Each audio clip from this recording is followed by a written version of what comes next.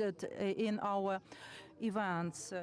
We provided support to a big number of different teams, company teams.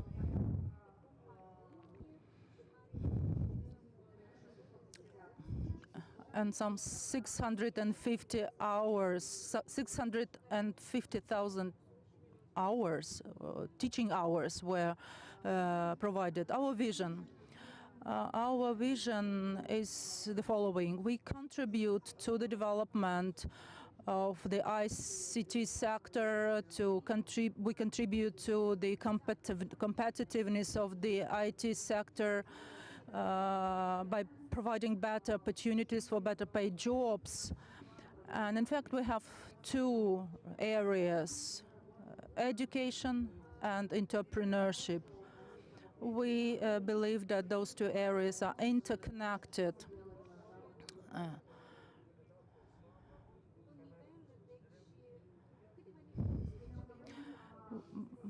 When we speak about the education, there are 4 types of education we consider. When we speak about K-12, those are schools. The minister told us about digital education in the first grade. That was a very difficult project we implemented 2 years ago. We have 77 schools in Moldova. Those belong to the pilot project. There's some 5,000 people undergo training courses which were developed a year ago. We were not aware of the pandemic, but nevertheless we managed to develop those courses. 6 training courses for IT sector. We're not speaking about general education. We speak about specialized IT courses for schools. The course on mobile education, artificial intelligence, programming, a module or training module on security. Currently 3 modules are being piloted, and we spoke to our colleagues from UDP. Our plan is to prepare a Russian version of the training courses, because currently we only have a Romanian version of the training courses. Because the piloting was done rather quickly. It's a learning management system. It is not that we install the video, but you have full experience when you enter the system. Currently, the system is closed. None of those 77 schools is able to enter the system, but currently we check the errors, we correct, we update and adjust the system. We plan to add the schools from Gagauzia to the system, and within the following years, we plan that some 400 schools will become the component parts will be included into the program. We also provided training to the teachers.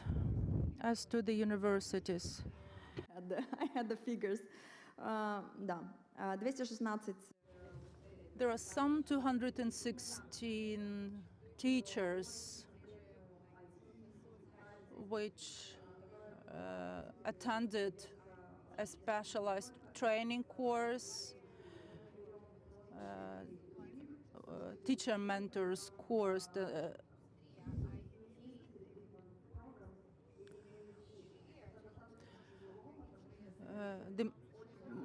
The mentality is rather different. The level of mentality is different. So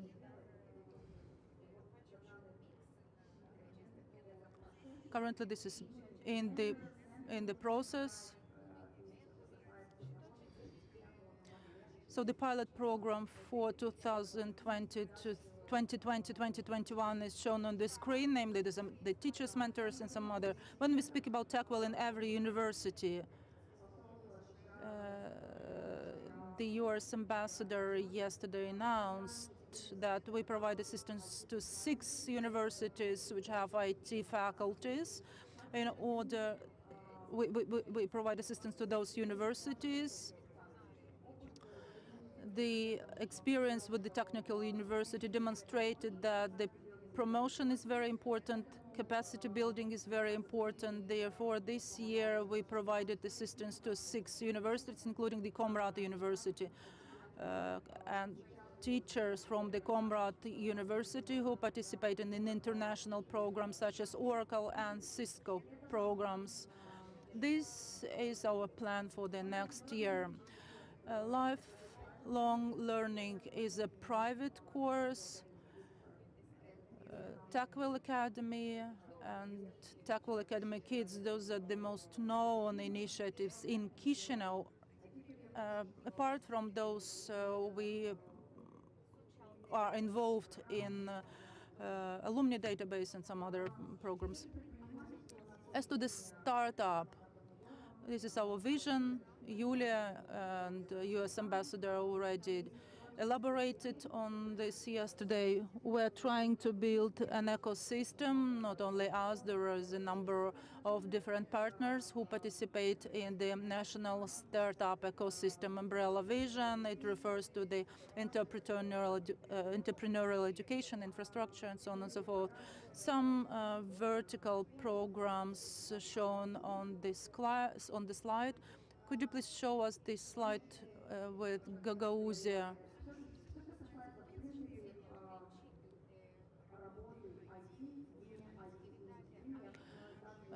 This development of creative thinking helping us to develop products. We believe that products are very important. You cannot create 100,000 working places working in the outsourcing sector only. Last year, we developed an assessment study. As if you look into the data,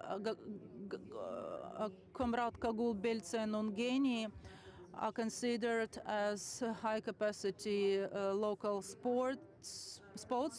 These are very important indicators. We analyzed the curricular, what you do, what could be interesting for you, and how can we provide assistance to the above-mentioned universities. These are some data for Gagauzia for 2021. Our plans, our future plans are shown on the screen, namely those are the Tackwell Academy Kids, extension of the instrument Tackwell Academy. We plan to promote distance internship for IT students from regional universities at IT companies in Chisinau. We speak about the scholarships for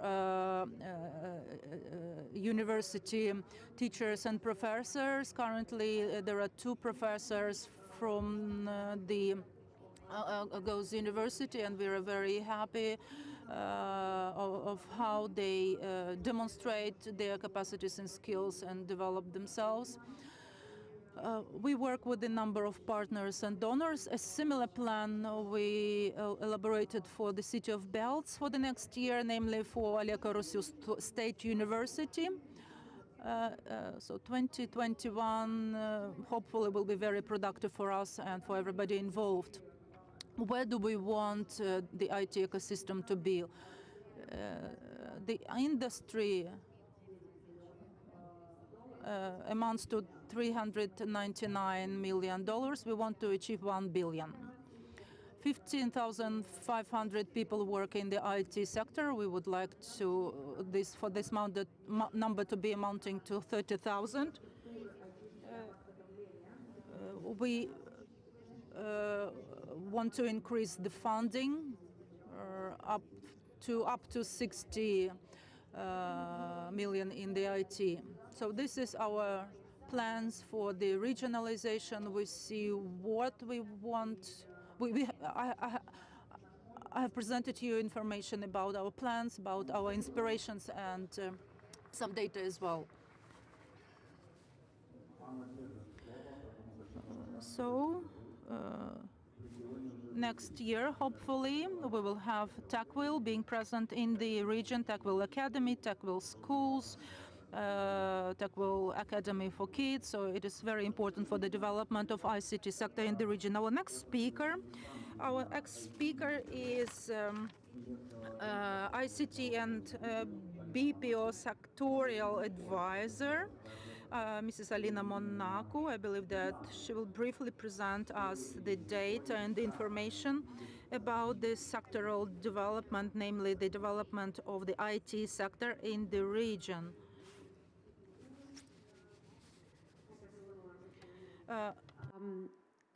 I represent the Moldovan Economic Policy Advice Project implemented by GIZ, and one of the main activities that we have is investment promotion for sectors that we see as strategic, one of which is ICT and BPO, and our main partners are, of course, the National Investment Agency, Gagauzia Investment Agency, and other local public authorities.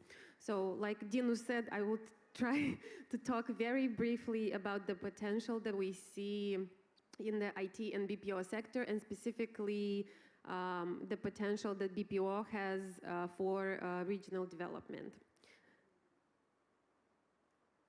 Much has been said already about how significant the increase and the growth in the IT sector has been. Like Anna mentioned, we have almost 30,000 employees now in the ICT sector, out of which around 15,000 are IT specialists. And we had, in 2019, a very big increase in the number of companies. So now we have about 2,300 IT companies in Moldova. And for the first time in 2019, the exports of IT services exceeded the exports of wine, which for us was a big accomplishment. Based on a study done by IDC consulting company, out of the volume of exports, about 70% are IT services, and the rest is R&D, BPO, and other related activities.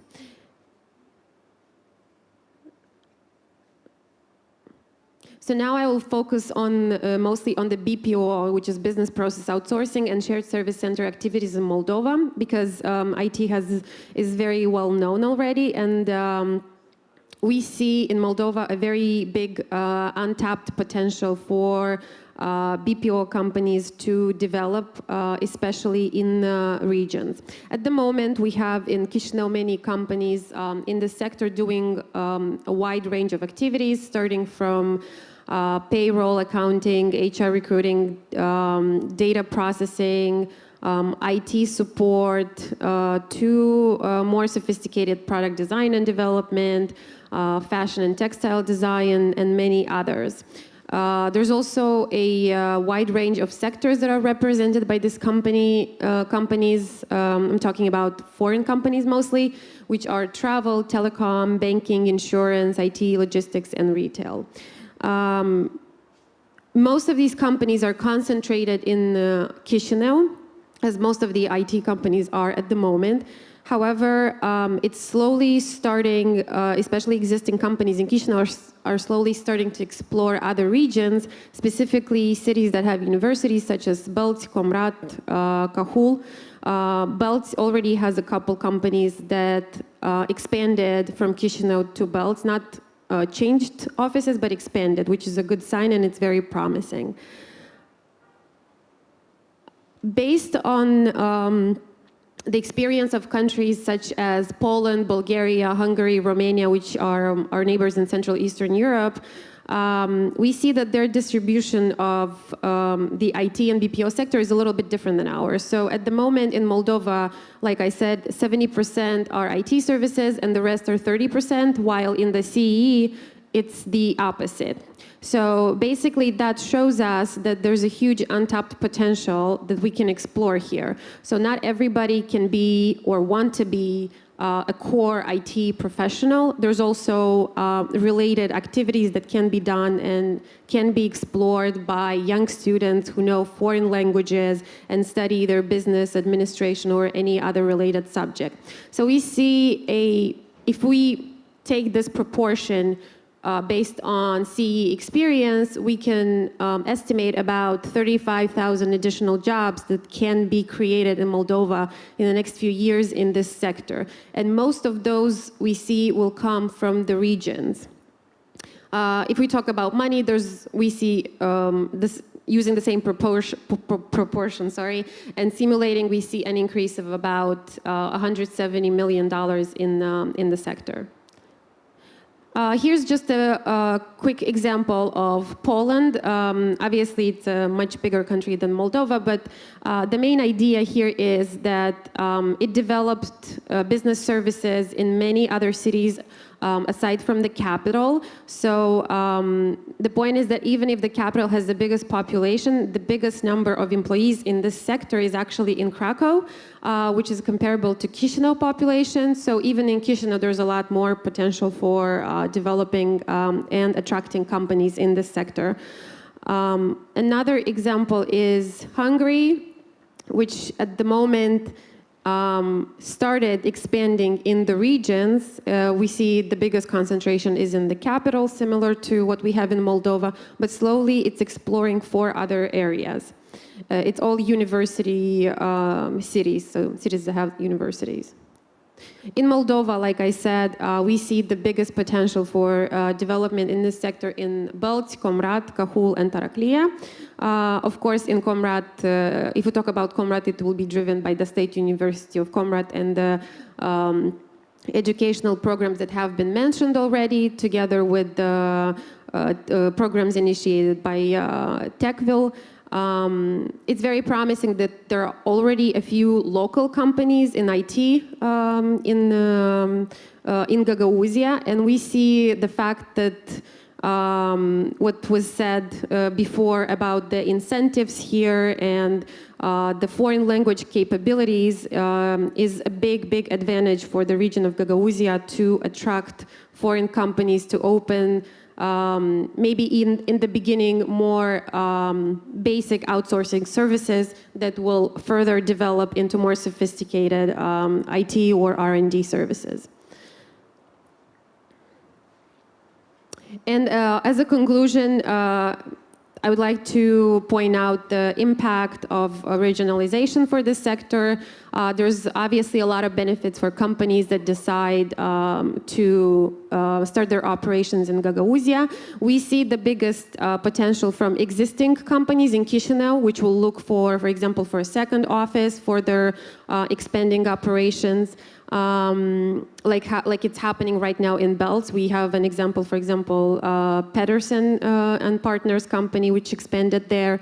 So there's clear benefits for companies such as more cost-efficient human capital, lower operational costs, without lacking in the quality of the young professionals that are available here. And for companies, it's also very beneficial, especially at this stage, that there's less or no competition at all here. And for the region, the benefits are clear. Obviously, there will be more high-value added jobs created. Once the IT and BPO sector develops, there will be an overall development of infrastructure and other services because the IT sector involves young people who want entertainment, shopping, and so on and so on. So it develops the whole area. The region will benefit from an overall skill development of the population here. And also the goal is obviously to retain the talents in the region and to create the opportunities locally so we don't lose the youth. And one of the main benefits, of course, is to reduce the gaps between the capital and the region. So at some point, Gagauzia, along with other regions of Moldova, are more or less closer to the level of development in all the ways with Chisinau.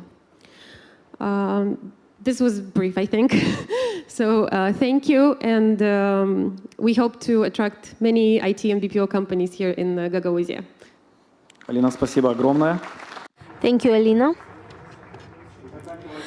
And concluding the work of our section, I will give the floor to Ms. Aller, the head of Innovational Incubator INNA Center, who will give us examples of developing and their vision of developing the IT sector in the region.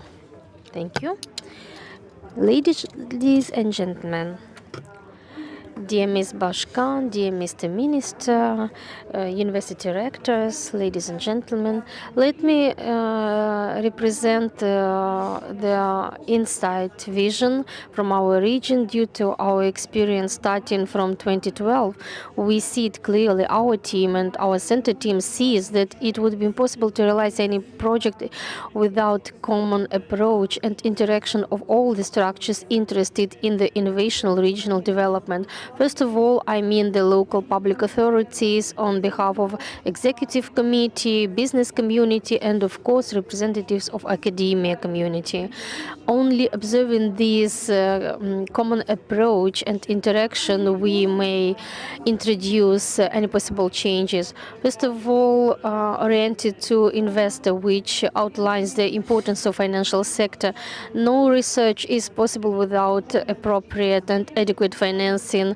The transfer would be also impossible, and without investments, it would be also impossible to implement and develop those changes at the enterprises. So this is also a necessary stage of the investments making. And recently we started to include those responsible for transferring knowledge, for transferring the research work results, concrete innovational products. These are the structures that support the development of innovational investment business through consulting, support, looking at the ecosystem of innovational business support in the region, you may see a large number of players which are directly or indirectly influencing the development of this sphere. As you may see, they are separated by different sectors, and of course we highlighted red the structures which should be created in order to make this system work more effectively, like technologies transfer centers, competencies, technological parks, centers, sector clusters, and other structures. That is why here we are talking about digital hub, which is able to combine all the represented functions. Our innovational incubator, our innovation center, I am happy to present here today our team. They are present here. I cannot escape from mentioning them. Tatiana, Natalia, doctors of educational science, please raise your hands or show you somehow. Natalia was taking part in TechWell projects. We also participate in the projects with happiness. So we develop our activities. We are aimed at students and young audience. We promote some business ideas, and our function is pre-incubational stage where we select ideas. We help our young people to form their interesting concepts. Last year the topic was IT. This year we are aimed at touristic sector topics.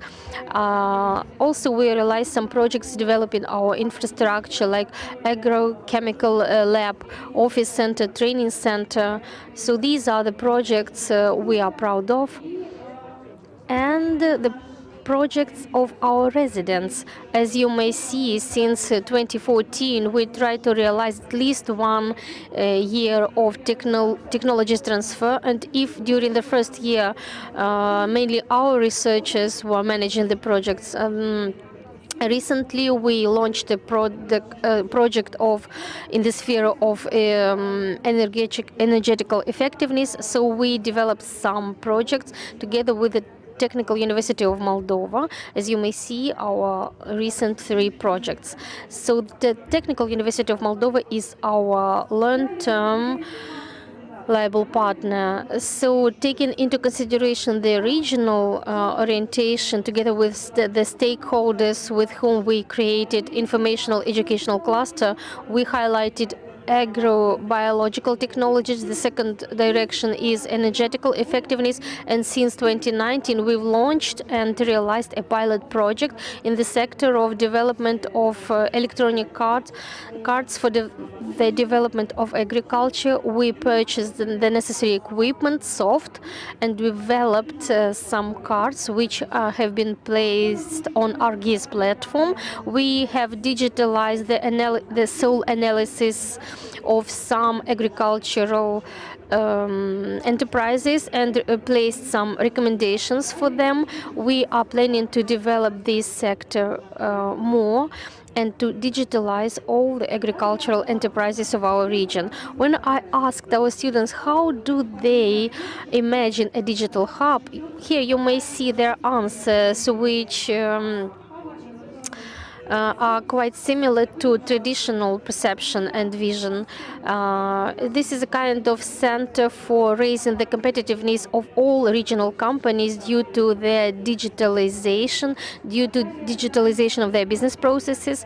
Then this structure should assure their relationship with investors, their digitalization processes. The hub would ease their access to new technologies, knowledge, skills, and of course it would improve their business processes aimed at managing their corporate informational systems. Further, talking about this hub structure, we can note that the nucleus of this hub would be a competencies center, providing the incubating, accelerating, improving the programs for startup. Then it would provide an innovational ecosystem, networking through co-working environment, through IT park. And here a very important role plays structures already functioning in the region, business and innovation incubators, which could transfer the experience from pre-incubating stage and preparing phase. And of course here you see attracting the investments. So this center plays the orchestra, manages the orchestra, and promotes various business, educational, and organizational activities and events. Of course, in order to realize your dream, you have to visualize it. So here you see a mood board with functional zoning of our corps offered for restructuring. This structure, probably many of you know already the higher corps of our university, you know it. Probably all those present here know it. So zoning of the ground floor, which could include a co-working space, a design lab space, some working offices, studio for video recording, multimedia centers. So all the structures which could provide the outsourcing, for example, in the sphere of business, of advertisement business. Then 4 floors where we could place direct residence of IT park. And the second floor of the central corps. Here you see visualization of the conference hall and sports hall. I would like to address those students present here, no matter in which educational institution. So in which educational institution or building do you imagine yourself? Probably guys imagine themselves in sports hall, girls in a culture hall.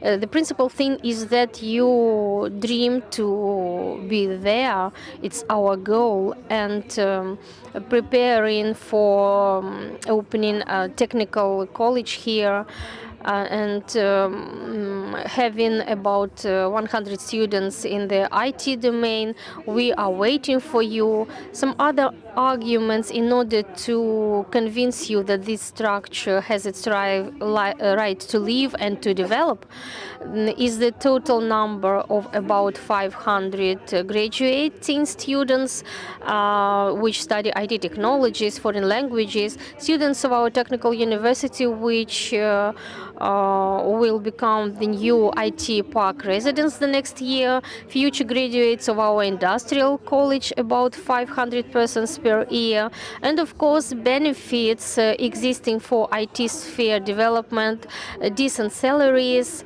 and the fact that in Gagauzia the highest entrepreneurial index in the region of Gagauzia, so almost twice higher than average index in the country.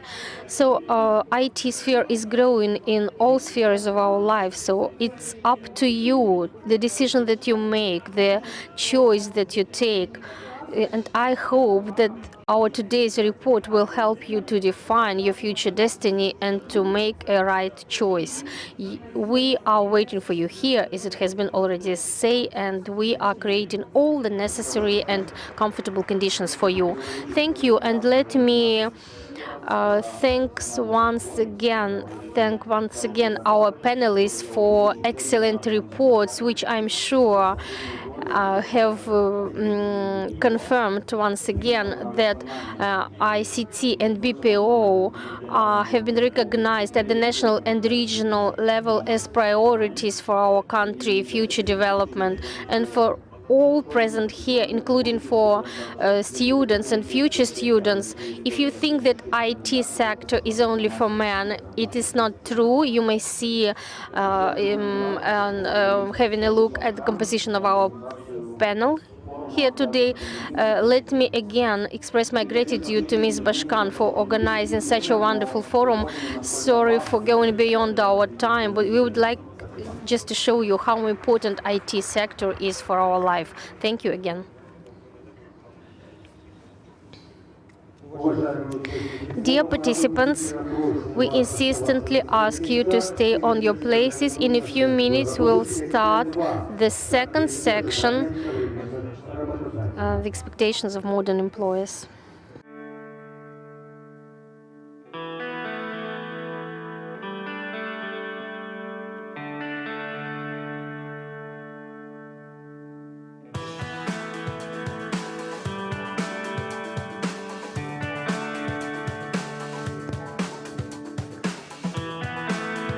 Уважаемые участники форума, убедительно просим вас оставаться на своих местах. Dear participants, please stay on your places. In a few minutes, we start the work of the second section of our forum.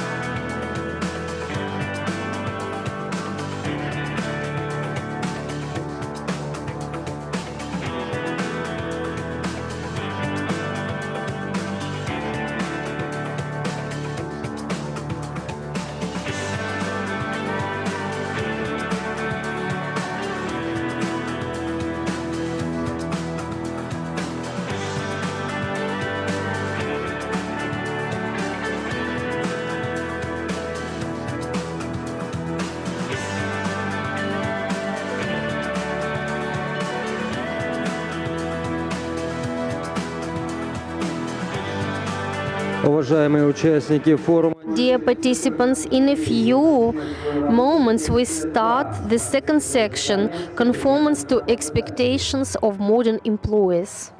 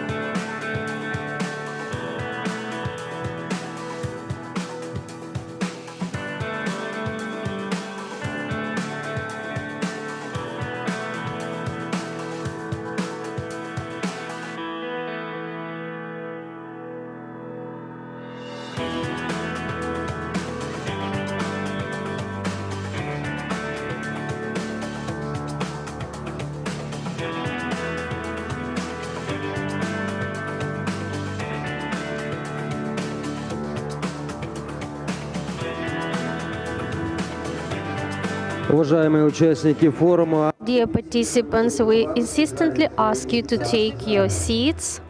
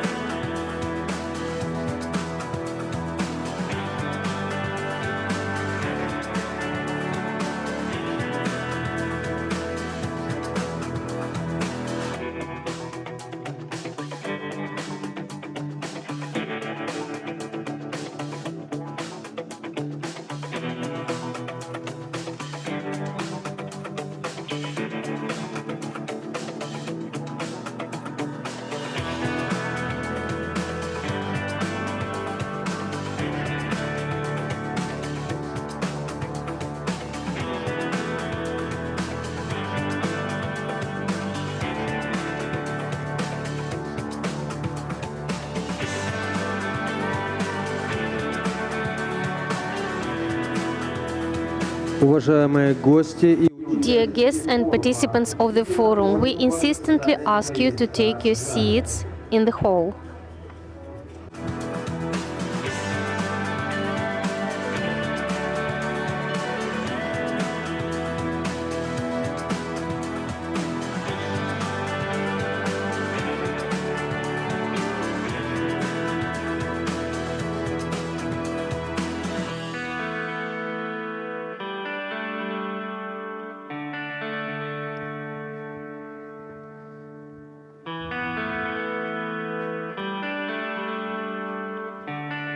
уважаемые гости и участники форума, просьба занять свои места в зале. Через несколько мгновений начнет свою работу секция 2.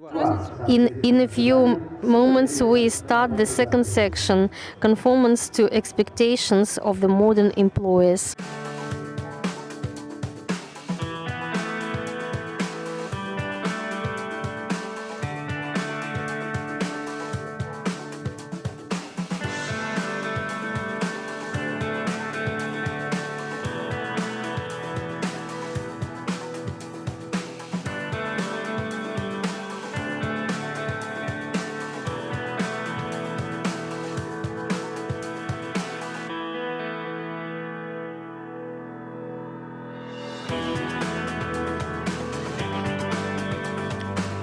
Уважаемые участники форума, Dear forum participants, we start the second section work, conformance to expectations of the modern employees. So we invite to the discussion panel its moderator, Svetlana Skutelnichuk, founder of Best People and Smart Solver.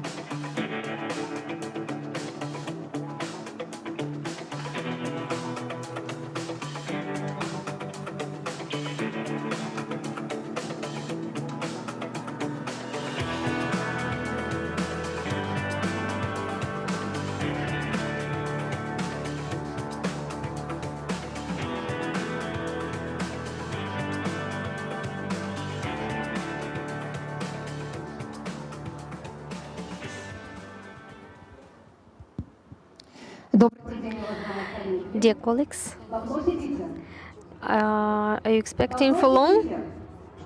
Are you sitting here for a long time? Are you tired? Let me make you enjoy and discuss a very topical subject. As I've been already represented, my name is Svetlana Skutselnichuk. I'm a business consultant and business trainer in the sphere of HR management.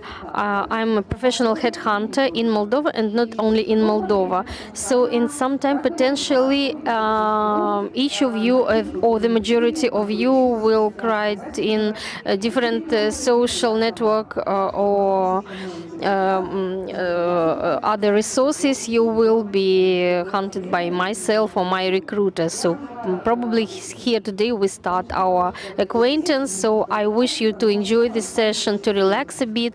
But the topic actually is a very serious one. So how to conform the expectations of the modern employers? I think this should be a mutual conformance. So the employers should also conform your expectations and you should conform their expectations. So this would be a mutual relationship and mutual conformance to your to the expectations and requirements of both of you or both sides.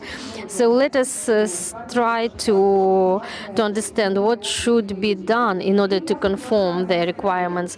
So let me invite our panelists, Mr. Bostan, Director of the Technical University of the Republic of Moldova. Hello, please take a seat. Daniela Vikul, Director of HSR's company in the Republic of Moldova. Daniela is participating online. She is virtually present here today. Hopefully that the connection is working. I don't see her well. Please help Daniela to connect to our session. Tatiana Decheva, recruiter of Fujikura company. Probably you know this company. Please applaud. Vadim Hartolomei, Director of IT company Work Studio, your colleague. You know him already well. He's a famous person in Gagauzia. And Alina Rotaro, HR Manager of IT company Noction. Please greet Alina. My dear colleagues, thank you for spending the time and joining our discussion. There will be no presentations during our panel. I asked you about this before. We are going to discuss a very topical subject. So, dear friends from the hall, from dear audience, please ask all of your questions, if any. Please don't be shy, don't be modest. You are allowed everything to do everything. So, as far as I'm a moderator of this panel, let me start. Dear colleagues, let me ask you first to represent yourself and your companies or your educational institutions briefly. So the number of personnel, your main activities in a couple of minutes, because we are already somehow out of time. So dear Rector, please tell us a bit about your university, number of students, and some interesting facts. Thank you, dear moderator. I don't think I should represent the Technical University of Moldova. I think we have been mentioned by every speaker here today and yesterday.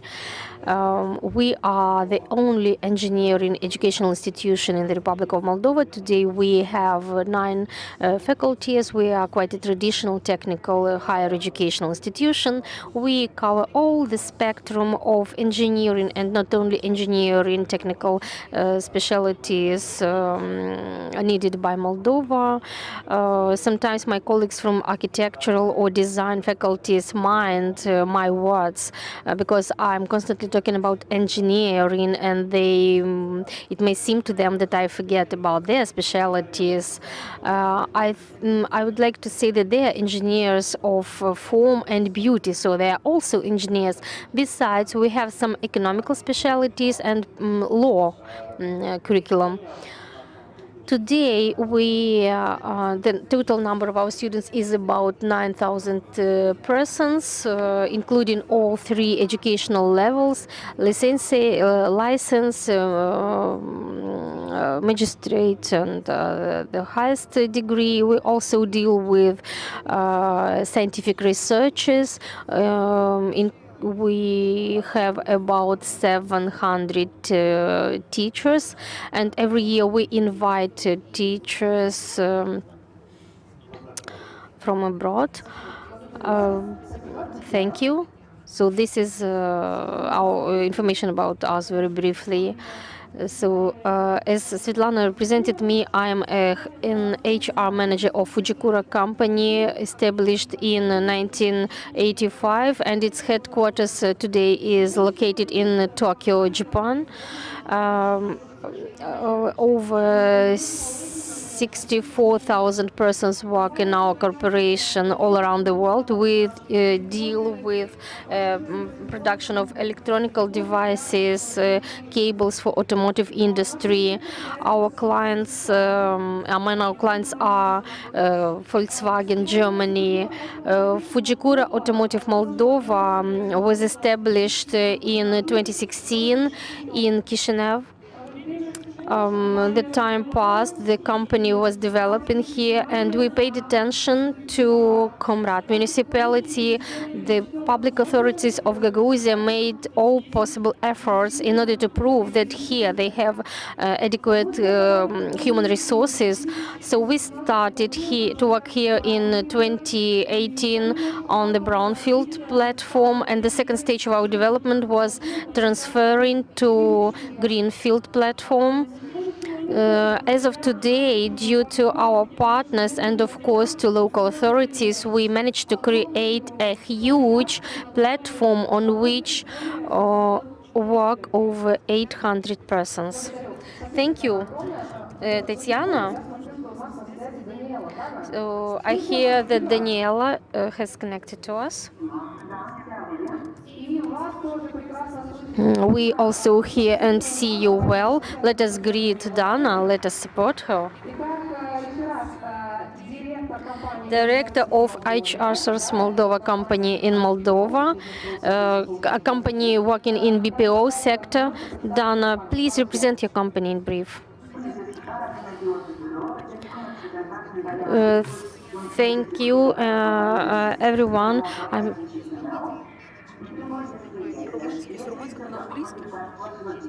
I'm an executive director of the company in Chisinau. We are a logistics company established in the year 2008 in Belgium.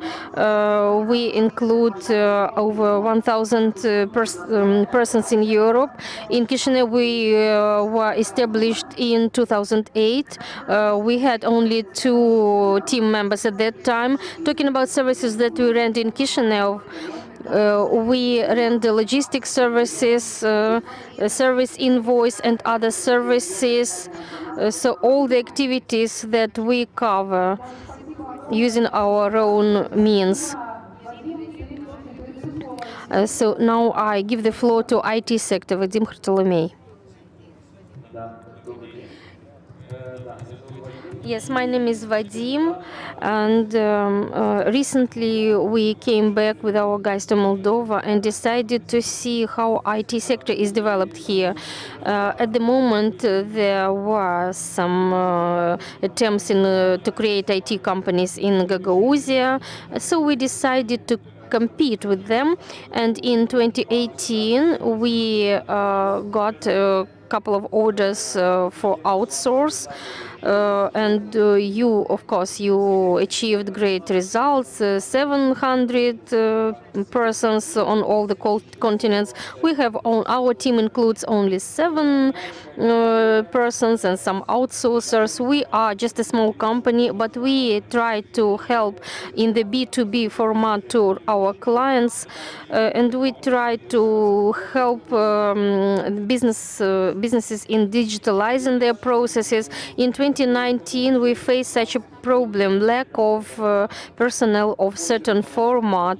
We understood that unfortunately the Technical University of Moldova is still not preparing this kind of specialists, and we decided to open our own programming school for programmers, which needed to prepare in very short term necessary adequate specialists. So we've opened our programming school in program. Now we plan to broaden our activities, to expand it to other cities of Moldova. Our main activities are developing websites, UX design. We try to teach and try to prepare them during a term shorter than in university, and we try minimum to teach them how to own that information, that knowledge, and try to employ some of them.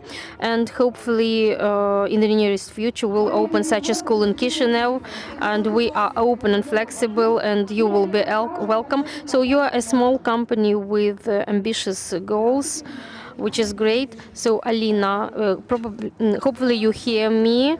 As an old proverb says, tell me who your friend is and I will tell you who you are. So I'm an HR manager of Noxian company, which is quite a small company. We started as a startup. Now we are not a startup, of course. We work for almost 10 years. So we started in 2010, starting from a very small project called IRP, Intelligent Route Platform, a platform optimizing internet traffic. At the moment, we include 70 persons globally, 60 of which are working in Moldova. So the brain of our company is located in Moldova. So we supply our products to all the continents. We are a small company, but and a big company in the same time, because we do not deal with outsourcing. We make our own product. We cover 3 products. We have a very good and strong team. Thank you, Svetlana, for giving the possibility to express. Thank you for your short presentations, dear panelists. And now let us pass to my questions. Which vacancies do you have most often? So this is my question to the companies first. Now let me be the first to answer. Out of the latest relating to our products, front-end developers, first of all, is what we need. And plus at the local market, there are not so many UX designers. So these are 2 main directions in which we first teach our own experts and then try to hire them. Are there any such specialists here? So the developers mentioned by our panelists, no such experts. So in Fujikura, 85% of our personnel make unqualified working force, and of course in this segment we have vacancies most of all. But despite this fact, our team also includes a lot of high qualified experts represented by engineers, mechanics, technicians, production managers, HR managers. That is, you have the possibility to come to work with us and get your own experience. As far as our product is very specific and narrow, so to say, we're looking for systematic system engineers, networks engineers. By the way, University of Moldova educates such engineers at a very high level. C++ developers, what we're looking for, which is a very complicated programming language. there are almost no such specialists in our market, so we started to prepare such students and experts ourselves. We hire the most talented students and teach them the C++ programming. Sometimes we have front-end vacancies and a profession not from IT spheres related to sales, secretaries, administration staff. But we are quite a small company. That is why we do not hire many persons annually. It is a question about 10 persons annually, and we have a very low outflow of our personnel. So Mr. Bostan, we know the Technical University of Moldova cooperates with many companies from Moldova. You have good partnership relations. You are asked to supply, so to say, personnel, your most talented students to the leading companies. So one of the vacancies, I've been invited to a vacancies fair. I made a master class for your students, for your future system engineers, developers, and so on. We had a very hot discussion. So international companies approached me and invited to for conducting certain courses, training courses. So I've seen, I'm a typical portrait of a typical technical university student, out of which they select their future employees. So whom our potential employers are looking for. I understand that you do not prepare C++, Python, Java specialists. Probably you give them a common, a general direction. You teach them the basis of programming, and then they have the possibility to choose their future direction, more narrow, in the more narrow sense. So look, I think that since the latest industrial revolution, there have always been a conflict between employee and employer, because an employer wants to get a person who would be able to bring him profit just the second day after he's hired. So they need high qualified specialists knowing only the technology or the product that they produce right now. But they do not think about the period in the long perspective. After 10 or 20 years pass, they are going, so they are ready to dismiss their present personnel and hire another one ready to work with the newest up-to-date products. So I would like to rename this session and name it not conforming or meeting the employee expectations, but to think about it thoroughly and to think how employers may meet the expectations of possible employees, because without recommendations without our recommendations, we wouldn't be able to reach a consensus. So our universities, maybe it is an obsolete word, university. Today I would use another definition.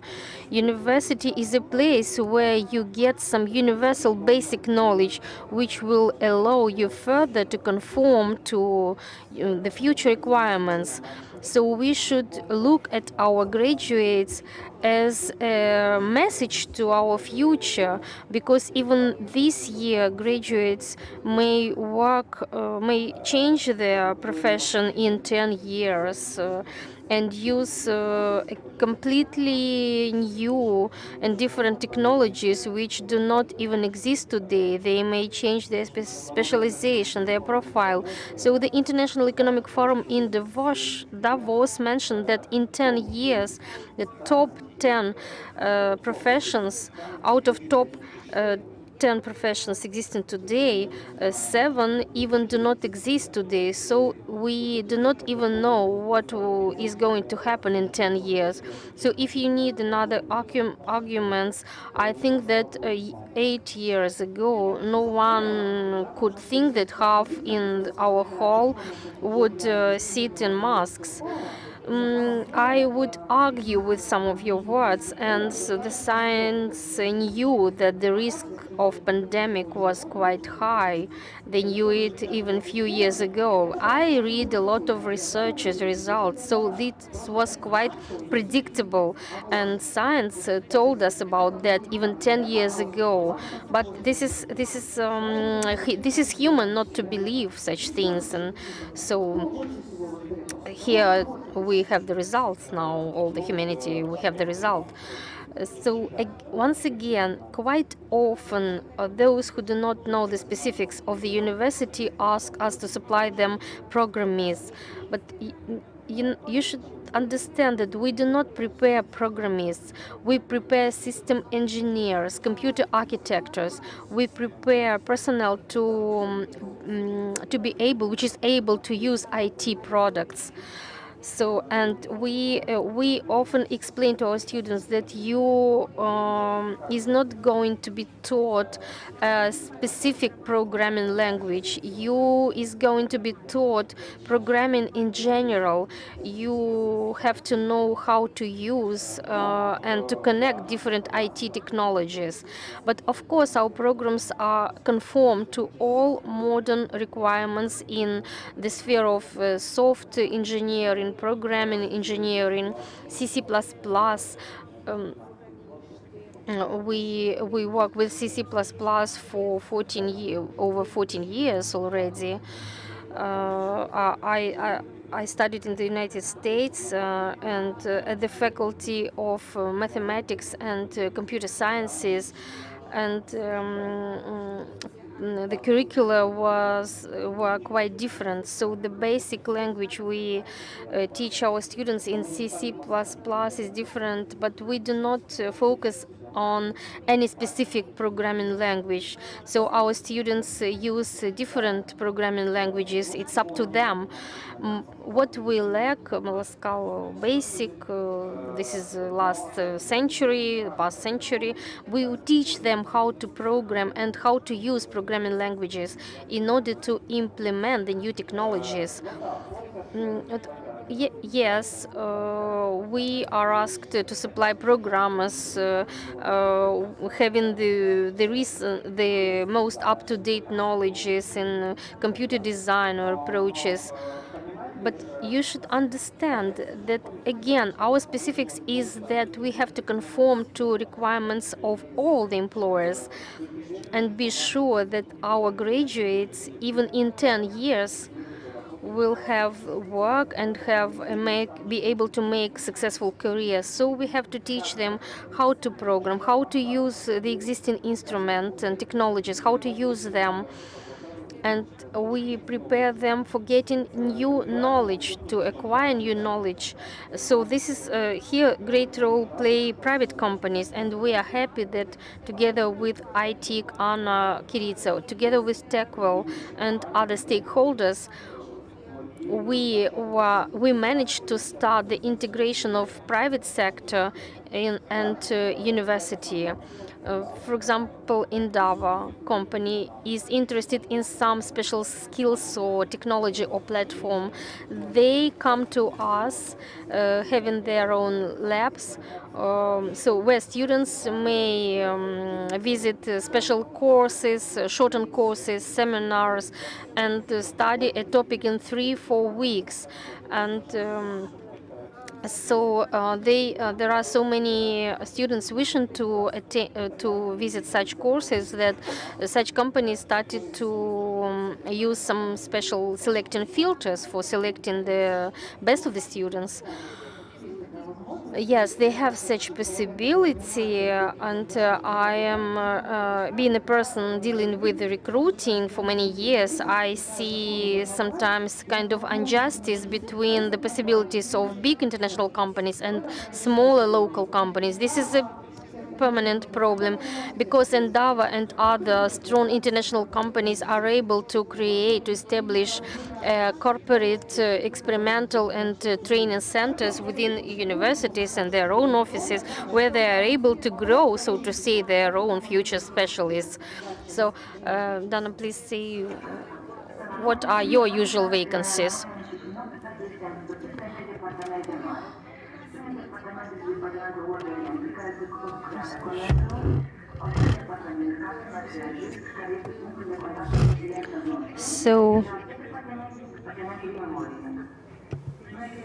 So sometimes we need operators in all the departments that we deal with.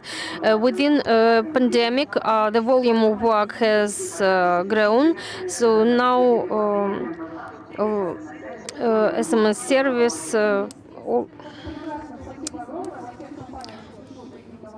There are special possibilities in all the companies for all persons to choose the directions that are more appropriate to them. Please raise your hands, those who have no experience, but you already think or search for work or looking for job. So be brave, please don't be afraid. So up to 10 persons raised their hands.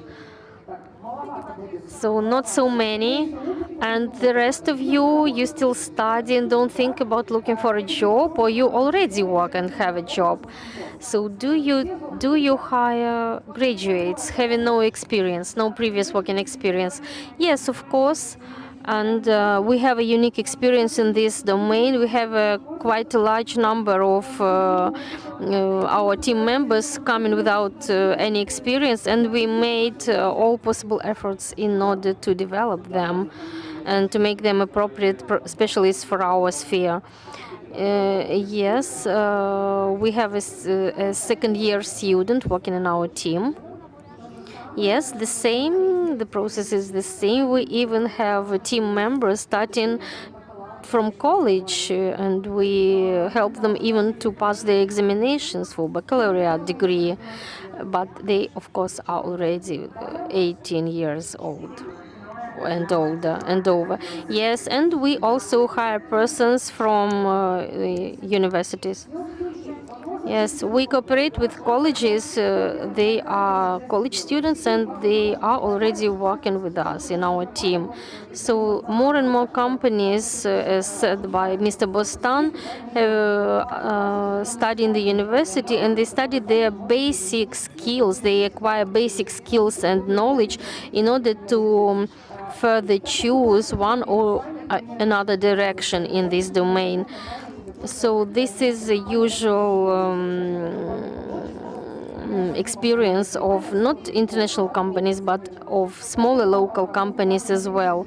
So it is important, it's up to you to find and choose, not to be a victim, but to lay your efforts in order to develop yourself and to choose the most appropriate direction for your future work. So are there students, graduate students, today and yesterday, what has been changed for them? According to your observations, their values, their motives, their behavior, has this situation, this pandemic situation, changed anything for them? For yesterday and today graduates and students, of course, it is a new generation from the point of view of their perception of information acquirement. My generation believed in books, and we got information from books, and we believed in our teachers and our leaders. Today, they believe in what they see and hear from YouTube, Facebook, audio, video records. So books or textbooks or texts written by their teachers on the classboards are not enough. They want interactive communication, electronic communication, internet communication. So modern education has to become more interactive and not concentrated on their teachers, because their knowledge, teachers' knowledge, may be already obsolete, and our students need new knowledge. to get, and information is so large that is why we try to give them basic knowledge and to teach them how to process that huge volume of information that they get, and to have the possibility to filter that information, because the information is the volume is so huge, and you have somehow to understand what is right and what is wrong. So the today's generation is a generation of even not Facebook. Facebook is yesterday already. Today is a generation of interaction, and they need, so Facebook generation has a lot of possibilities in social networks, and even social networks are changing now. They generate content of video files of mixed formats. So these are different young people. Colleagues, would you like to add anything? I would like to add that the previous generation from 90s, are people of structure. They were quite good in building empires, building big companies, corporations, because they were able to hear each other.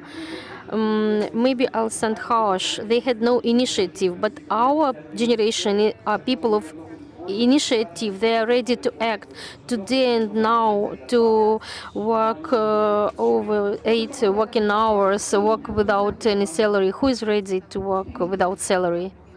So hire those persons. Raise your hands. This is a member of my team.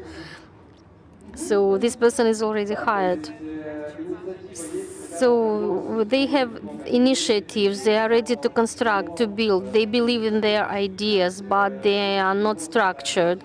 It is hard to make them hear each other, to understand that someone else's opinion is maybe more important than yours, and to listen to their teachers. They do not believe that they're teachers, but they believe what they hear in YouTube. It's for them it's more important than to the opinion of older persons. So probably they don't have authorities or reference persons, because the space is occupied by a huge volume of information where they get their knowledge and info. Before I give the floor to the next speaker, I would like to tell you about an experiment that I had in a Moldovan higher education institution. So future graduates, potential graduates, please raise your hands, those of you who dream, who is eager to come and work, start to work in a company and to work in that company all your whole life, provided good salary, good working conditions, and possibilities to have a good career. So up to six persons raised their hands. So this is quite different generation. This generation is different. Sorry. So before, teachers told to young generation that the principal thing is to be hired by a company you wish to work in, and build your career in that company, in a good, maybe international company. And nowadays, students, they want to try everything. They don't want to stay in one company lifelong. So things changed. The world has changed, and today these are our children. They want to try everything. They have endless possibilities. We lived in deficit conditions. They have everything. They don't have to think about their bread tomorrow. Let us be honest. So.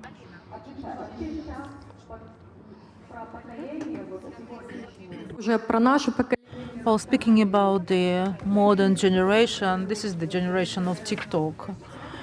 This is the extreme generation. Either they really want nothing, or they are extremely smart and intelligent that you are surprised of the level of their intelligence.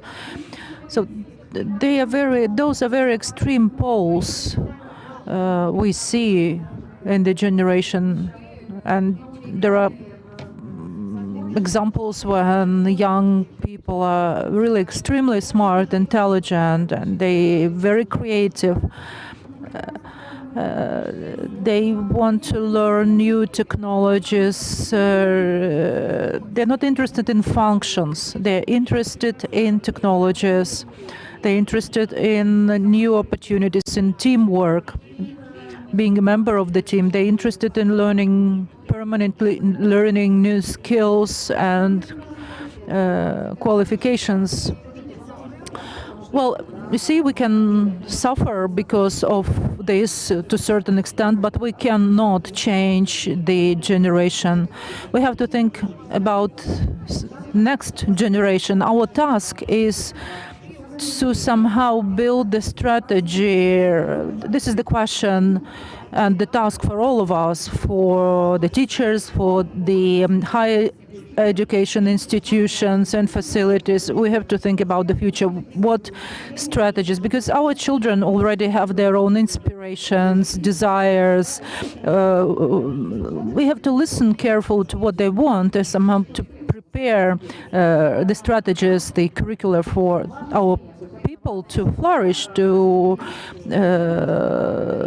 be able to fulfill the dreams they have in mind at the moment. Svetlana, I agree with everything which has been mentioned by the previous speakers, but nevertheless, I would like to say that the perception of the generation, their inspirations, their views before the pandemic and during the pandemic has changed. So they realize that they have to work, they have to study online, to do the homework online. So they've changed a lot. The pandemic changed the mentality to a certain extent. Our students have become more creative. That's true. They really want to have more possibilities to develop themselves inside the company or inside the enterprise.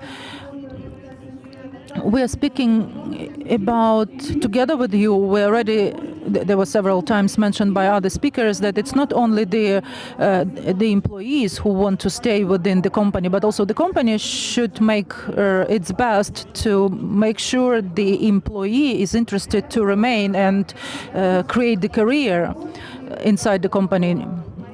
Dear colleagues, I have the last question for you to ask. This is the information for the adults, for the adolescents, and for all the stakeholders involved. The question is to you, colleagues, my dear colleagues, the question is to you, why it is worth for a student or for a graduate to come to your company?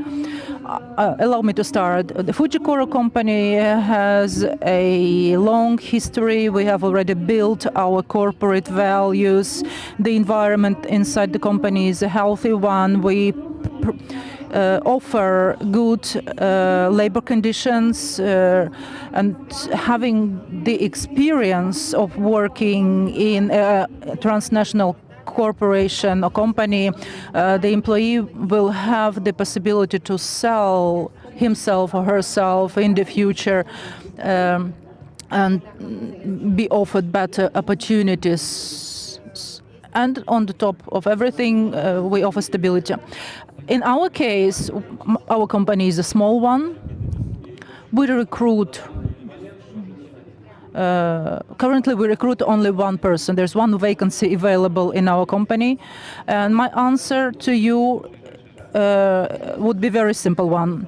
I would just mention the hourly rate in our company. The hourly rate is €5 per hour.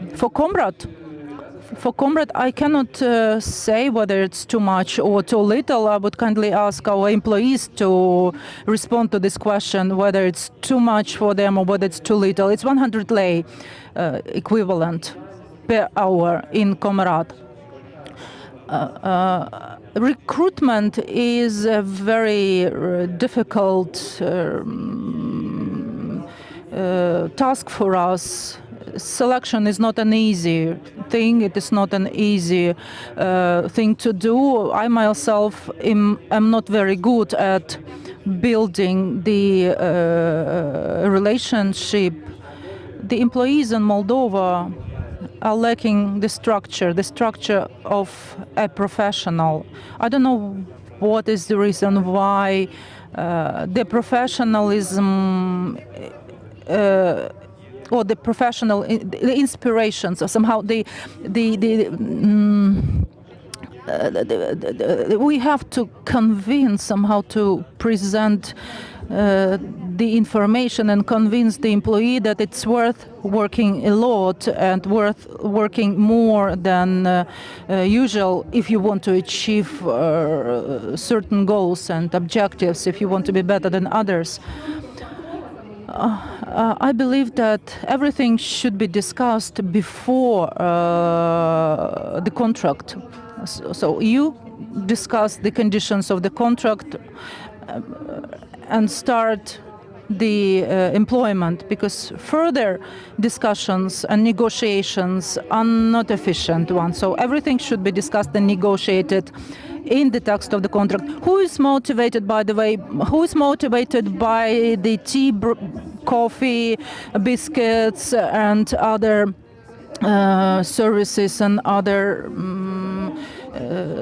additional bonuses provided by the company? Because I presume that every company should be able to provide tea, coffee, biscuits and some sandwiches. This should be included in this social package or social benefits provided to the employees by the company.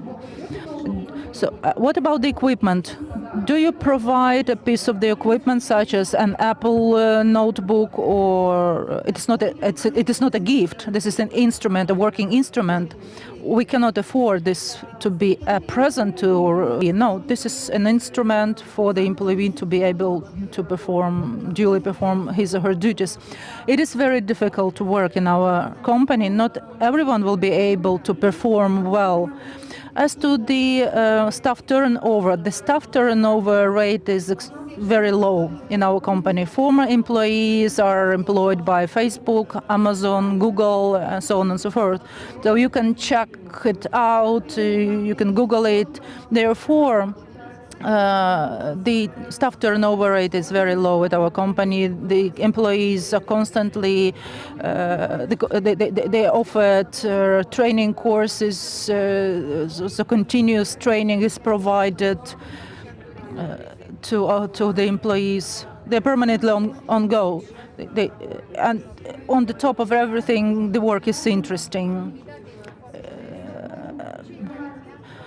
Unfortunately, there were employees who left the company, but that was due to the fact that they left the country, basically. They were going abroad, searching for better opportunities and better employment and salaries. But they were really sorry of leaving the company, leaving the country. But c'est la vie, so what can you do? Well, thank you very much for the feedback. Dana, what are the benefits of your company? So what are those positive things? Our company is a stable one.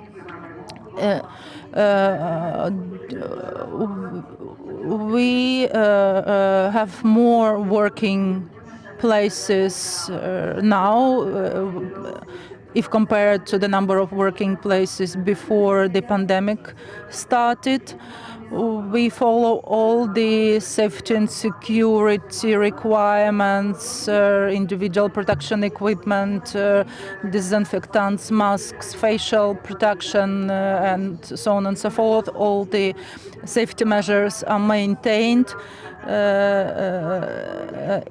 If a person is infected or gets infected, then he or she has the possibility to work online while staying at home.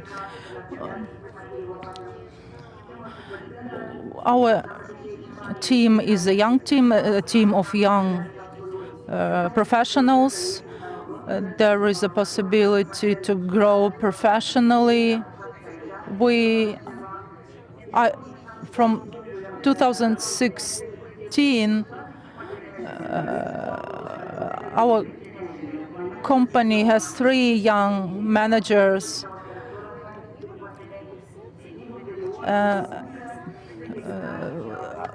The team members are very dedicated. We place an accent. We are focused. Sorry, the connection. So if you are a flexible, positive candidate, you are searching for the stable place, working place, we are a very appropriate company for you. Svetlana, if you allow, I would like to make a comment. I agree with Mr. Rector, with the rector. We're not expecting the students to become the experts. The university is not providing knowledge about certain technologies. But at the same time, our student the students knows that if you want to be a developer, you have to be a good student. We have a number of courses on Python. If you want to become an expert in Python, there are many courses available, either online or offline. There are plenty of courses offered by Techwell Academy. We expect that our employees are creative, are dedicated, and are willing to develop their skills and qualifications. Thank you very much for the comment. As they say, maybe you are not taught some applied sciences at the university, but you may form a number of connections to be connections that can be useful for you in the future. Mr. Bostan, could you please tell us what are the advantages of your educational institution? I would invite you to have a look at the list of Forbes.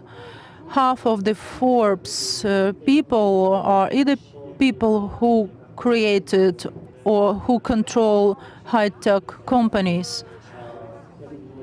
All the newcomers to the list are the people from the digital technologies, or those are the people with the engineering-related background, or those are the people having the profession of the future. The list of the professions has changed. If you check the list of the professions to be popular in the future, you will see that the number of professions which were popular 10 years ago or 5 years ago are not anymore in the list of professions to be popular in the future. And I would like to quote here a famous scientist who said that only the engineers create the new world. All the others learn the world as it is. So if you want to become an engineer or the creator of the new world, please come to our university, to the Technical University, and you will get appropriate knowledge. Dear organizers, place the presentation on the screen, the final slide of presentation on the screen. The World Economic Forum is organized on an annual basis, and there are very many studies and studies and polls carried out, I urge you to follow information about the Economic Forum. Pay attention that this is the report for the year 2020. You might take the picture of the slide. The scientists identified top qualifications that are to be in demand in 2025. This is the top skills for 2025: analytical thinking and innovations, active learning and ability to learn, constant learning and ability to learn the information and apply it in practice, elaboration, strategic thinking. For example, I can learn Python, and tomorrow I will study something else because it will be popular in the future. Complex task solving, critical thinking and analysis. Critical analysis is a super competence for 2025, but it has been very popular and topical for the last 10 years already. So we have to develop critical thinking. Creativity, there will be many new professions created. There are recently a new profession was created, such as the person who measures the body temperature. Leadership, application of monitoring and surveillance technologies, design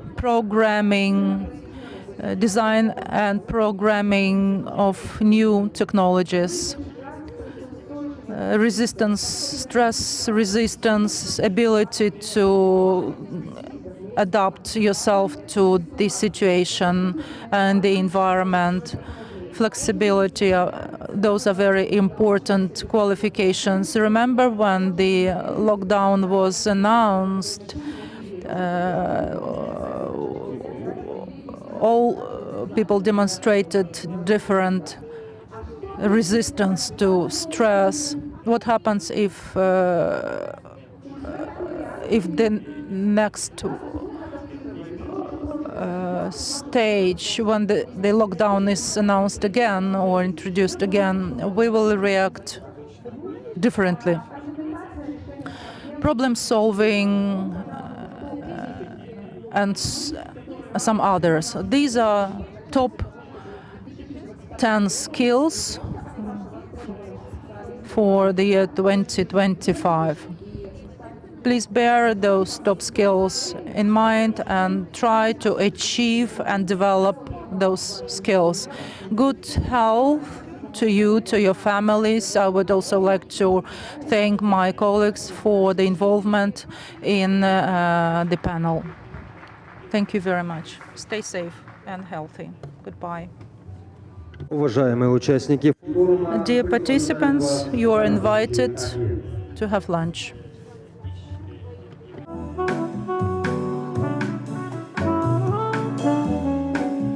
уважаемые участники форума, в 13:30 ждем вас на секцию номер 3 «Бизнес-кейсы. Презентация проектов». Вашему вниманию будут представлены презентации инновационных проектов. Также на протяжении целого дня параллельно секциям проводится выставка программ по поддержке бизнеса и новейших разработках студентов Технического университета Молдовы.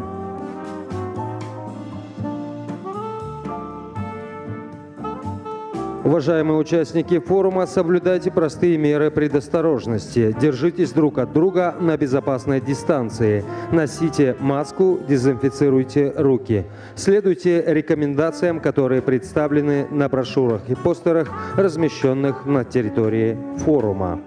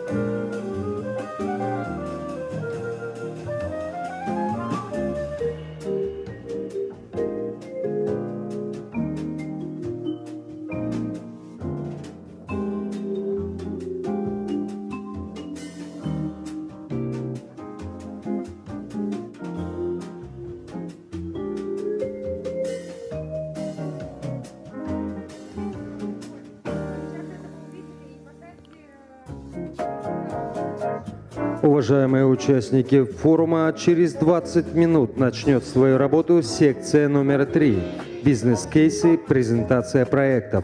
Вашему вниманию будут представлены презентации инновационных проектов.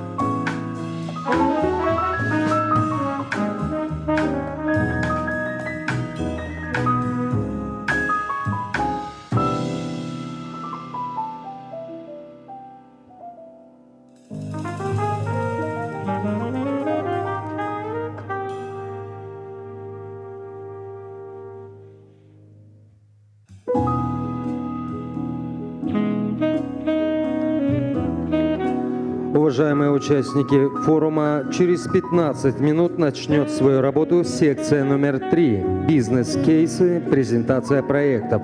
Вашему вниманию будут представлены презентации инновационных проектов. Пожалуйста, соблюдайте простые меры предосторожности. Держитесь друг от друга на безопасной дистанции. Носите маску, дезинфицируйте руки. Следуйте рекомендациям, которые представлены на брошюрах и постерах, размещенных на территории форума.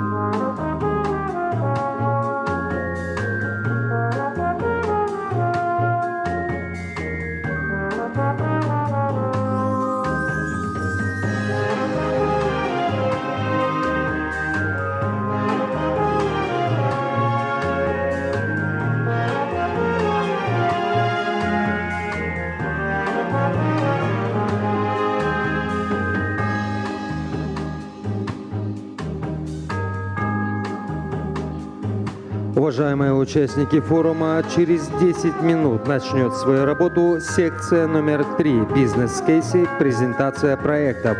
Вашему вниманию будут представлены презентации инновационных проектов.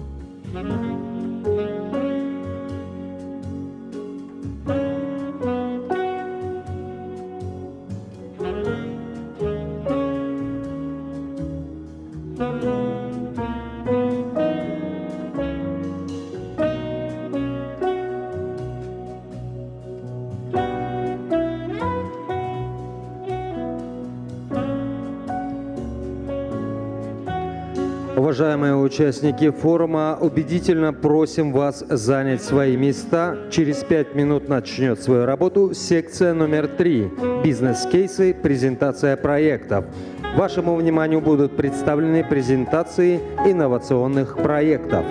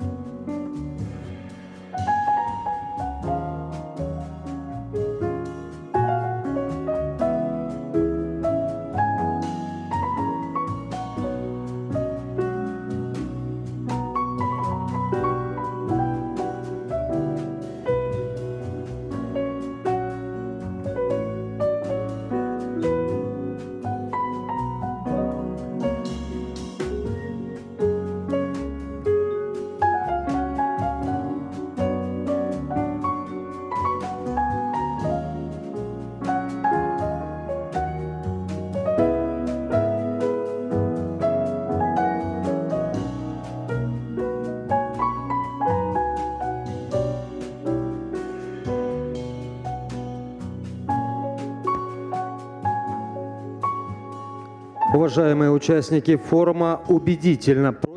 Dear forum participants, we insistently ask you to take your places. In 3 minutes, we start the work of the third section, business cases and presentation of new innovative projects.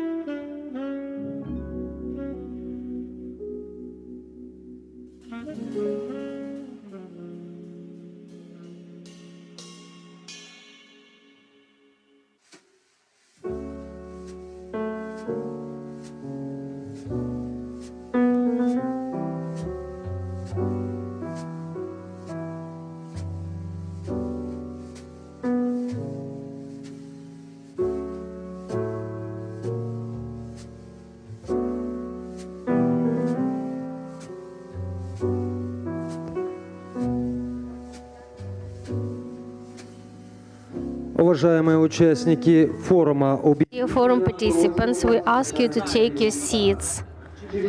In a few minutes, we start the third section of our forum, business cases and projects presentation.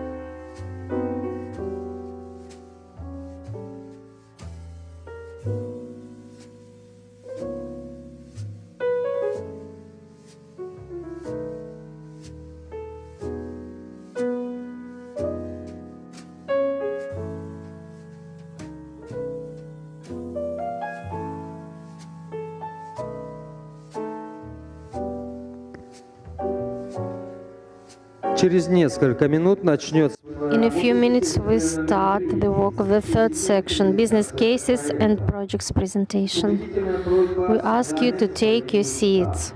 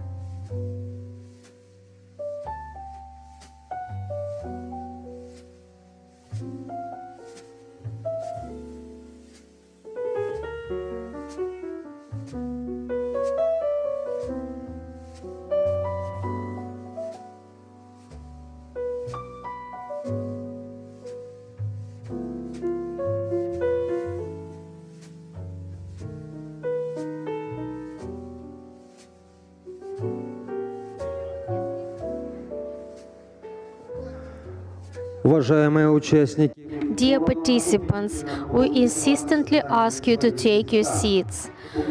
Soon we'll start the third section of our forum, business cases, projects presentation.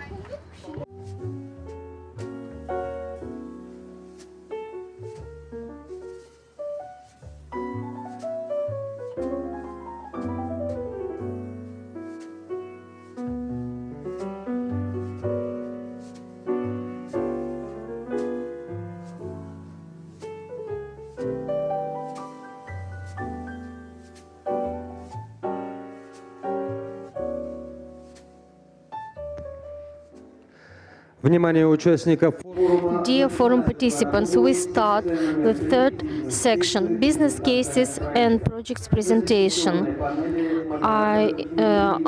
The discussion panel is moderated Dmitry Voloshin, General Director of Simples Ltd.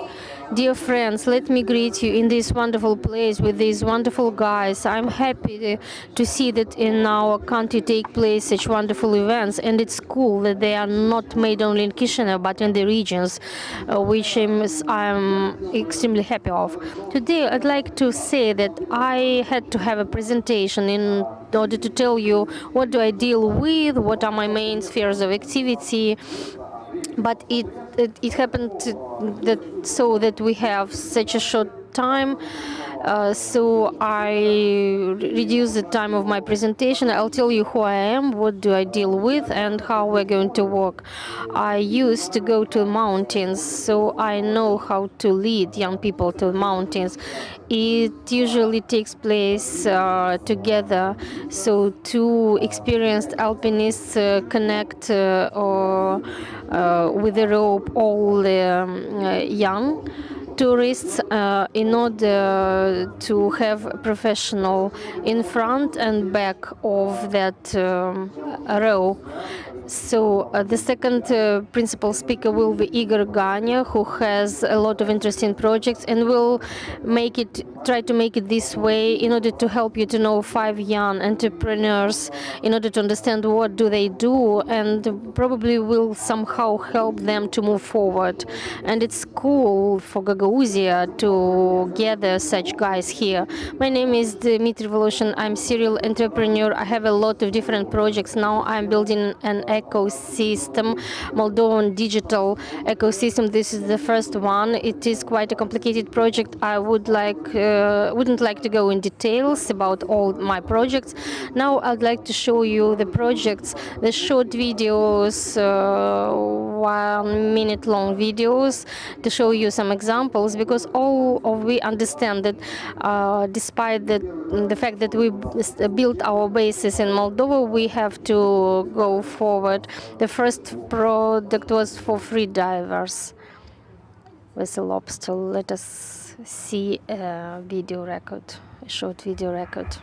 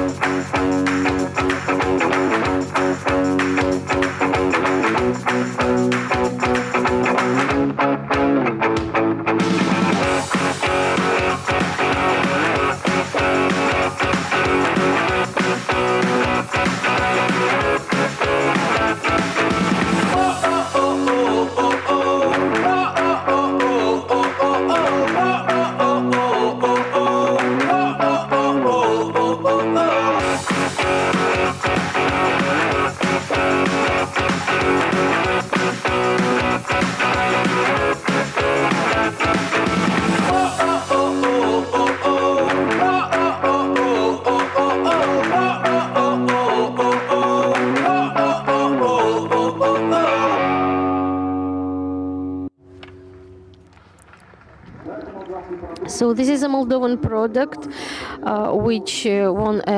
which set a world record in diving.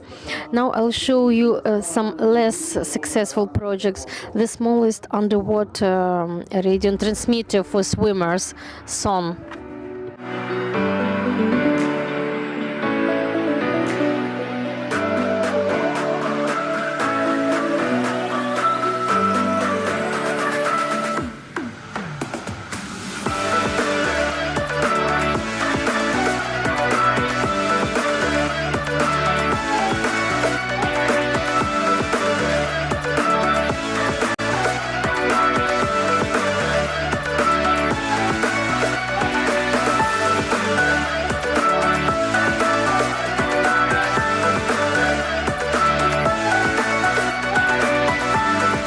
Сонар – это водонепроницаемая рация. Sonor is a waterproof radio transmitter for connecting trainers with swimmers during trainings. It's very small, it's very convenient, and it is second to none in the world.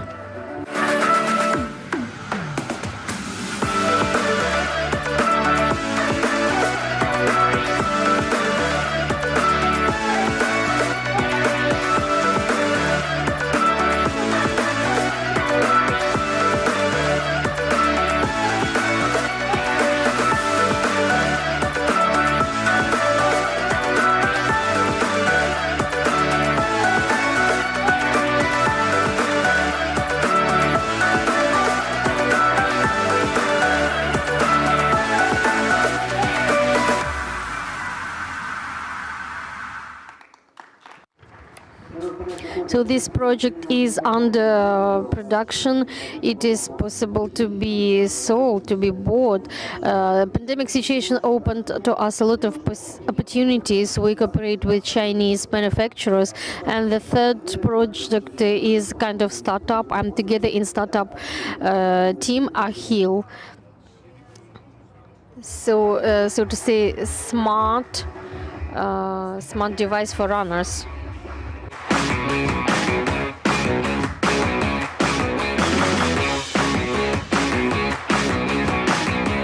Smart inner soul for runners.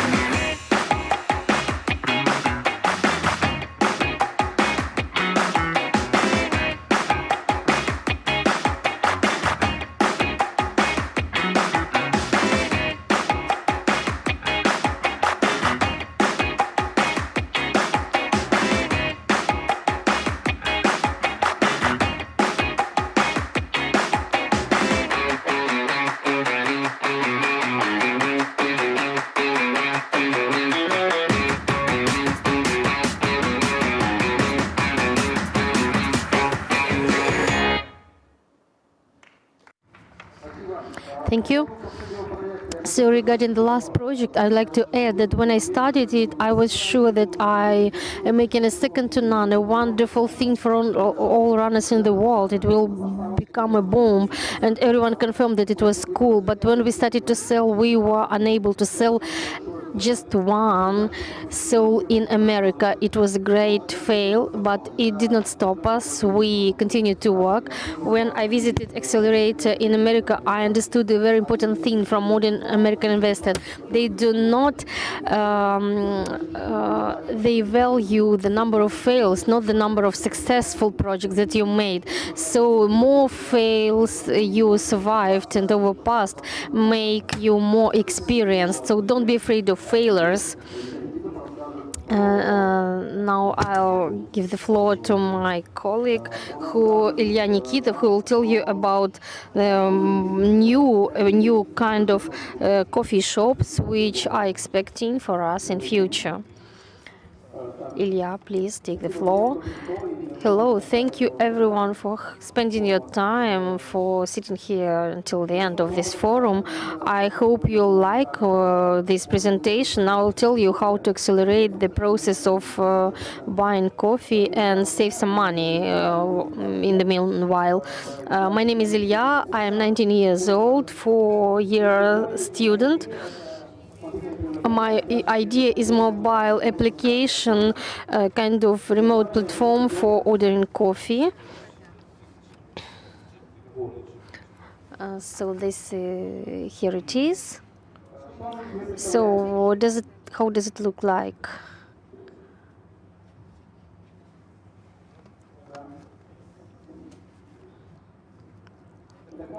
This is a complex mobile application to order for remote coffee order, which connects coffee shops with their clients and optimize the process of ordering coffee and spends time for both clients and coffee shops.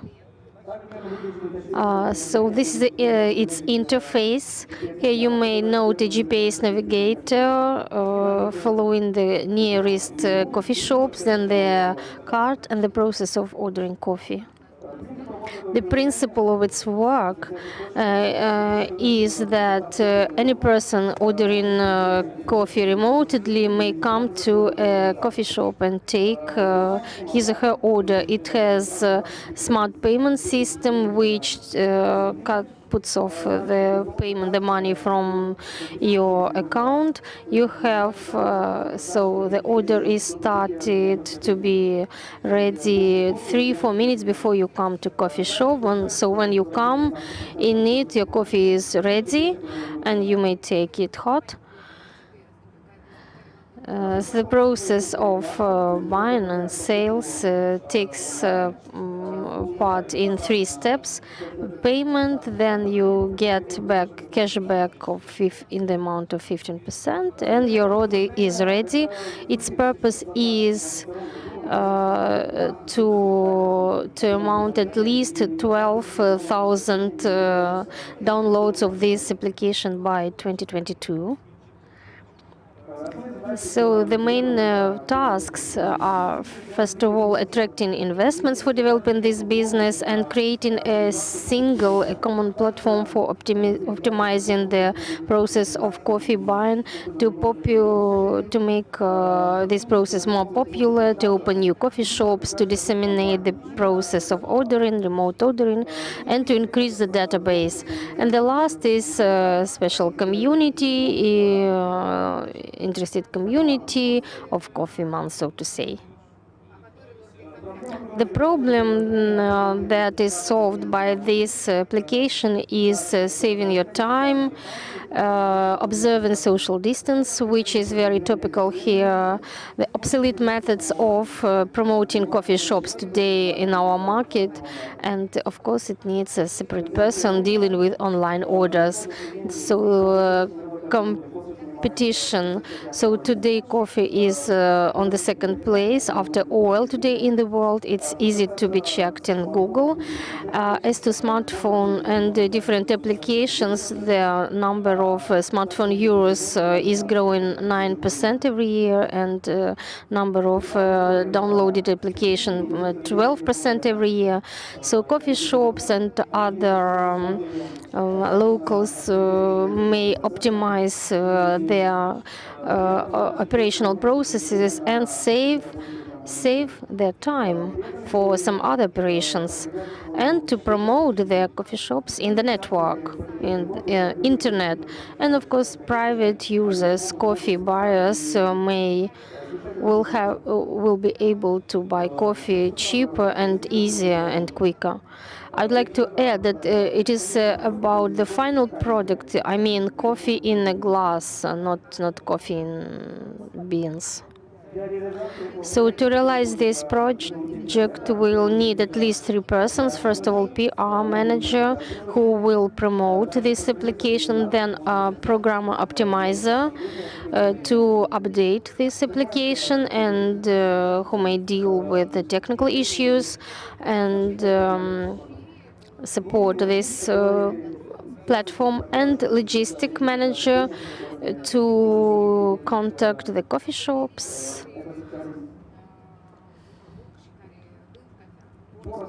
So as to expenses, by the end of 2021, the planned expense makes 23,000 euros, and the profit will make 47,000 euros. And the planned result during the first year, namely 2021, of realization of this project, the volume of sales will make 47,000 euros, with a net profit 18,000 euros, with 22% profitability, which is quite a good indicator. For this project, we need investments only 11.5 thousand euros, which will be spent to develop the application itself for 2 platforms, iOS and Android. And of course, we need necessary computer devices and license for programming languages. And besides, to me, it's very important to hear the opinion of people who try to save their time. So I now ask you, raise your hands, who at least once would think about downloading this application and save your time this way. Who would be ready? Please raise your hands. I see only half of you. Probably the cashback percentage is too low. So these are my contact details. I will be glad to cooperate, to communicate with you, to explain you the details. And as to the possible team, so if here there are specialists ready to be part of our team, I also will be happy to contact.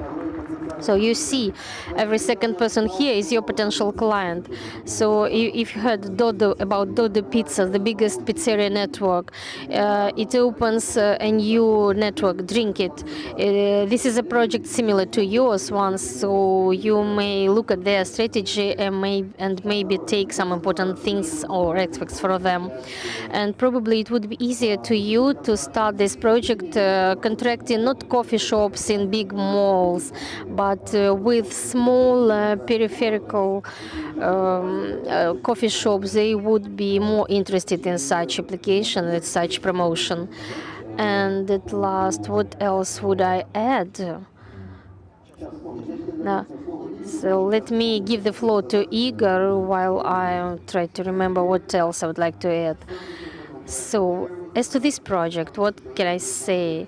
So, even the fact that a 19-year-old person creates such projects is very important.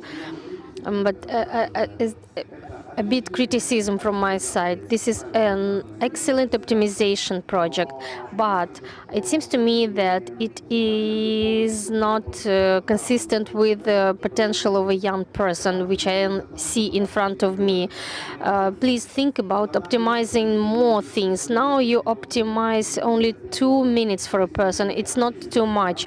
Maybe you go beyond those frameworks and having the same expenses, you may optimize going to hospital, to car service, to optimize a lot of things.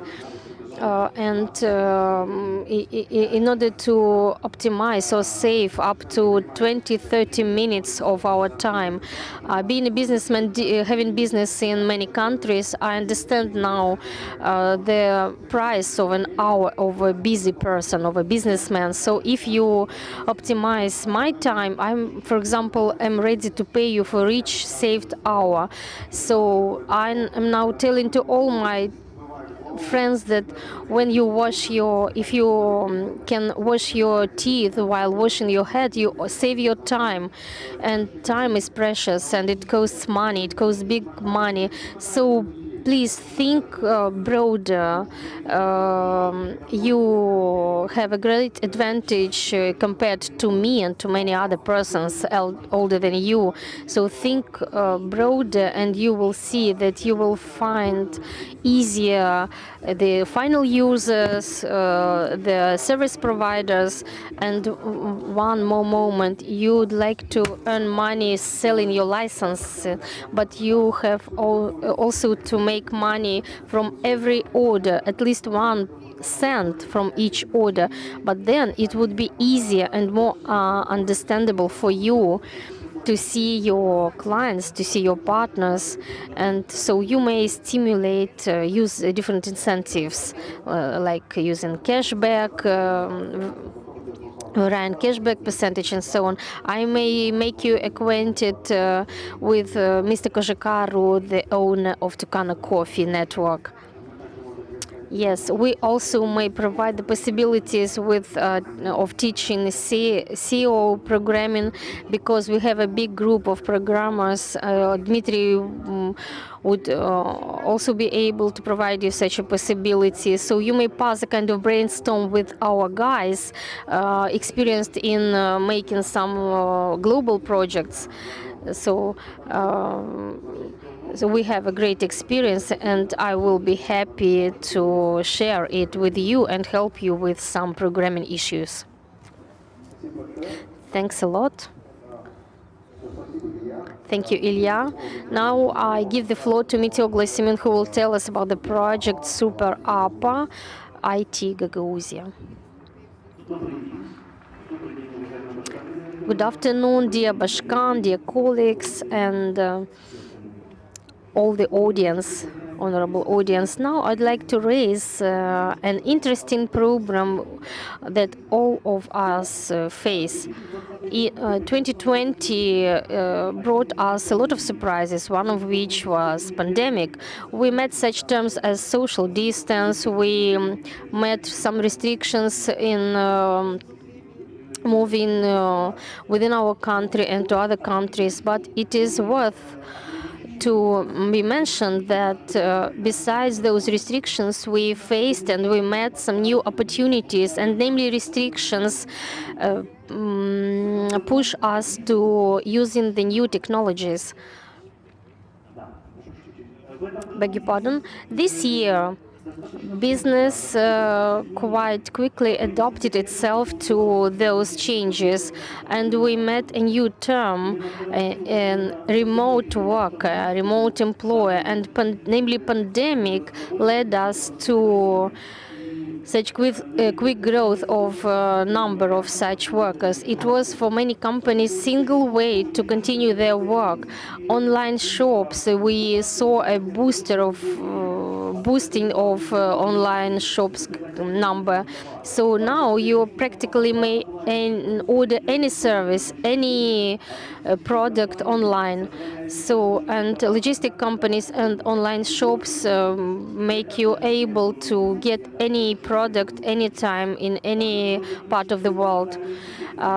It is worth noticing that social networks also passed boosting growth, and we may communicate even being thousands of kilometers away from each other. We may discuss all issues, take any make any decisions. So this is a new time, and the time of new opportunities which we should use. It's time to change communications between citizens and states, which up to date needs some support to my mind, and we as representatives of IT industry are those to make those changes. So IT next level 2.0 next level. I'm happy to present it. We have 3 modules, and we are planning to make them more. So the first one is called Your Voice. No matter where you are, no matter what you deal with, no matter what time of the day it is, any citizen has the right to raise any question, any idea, and to discuss it. And this is what we lack now because of some restrictions. The task of the first module, called Your Voice, is to make communication between citizens and government more simple, between executive and legislative authorities. Any citizen may register.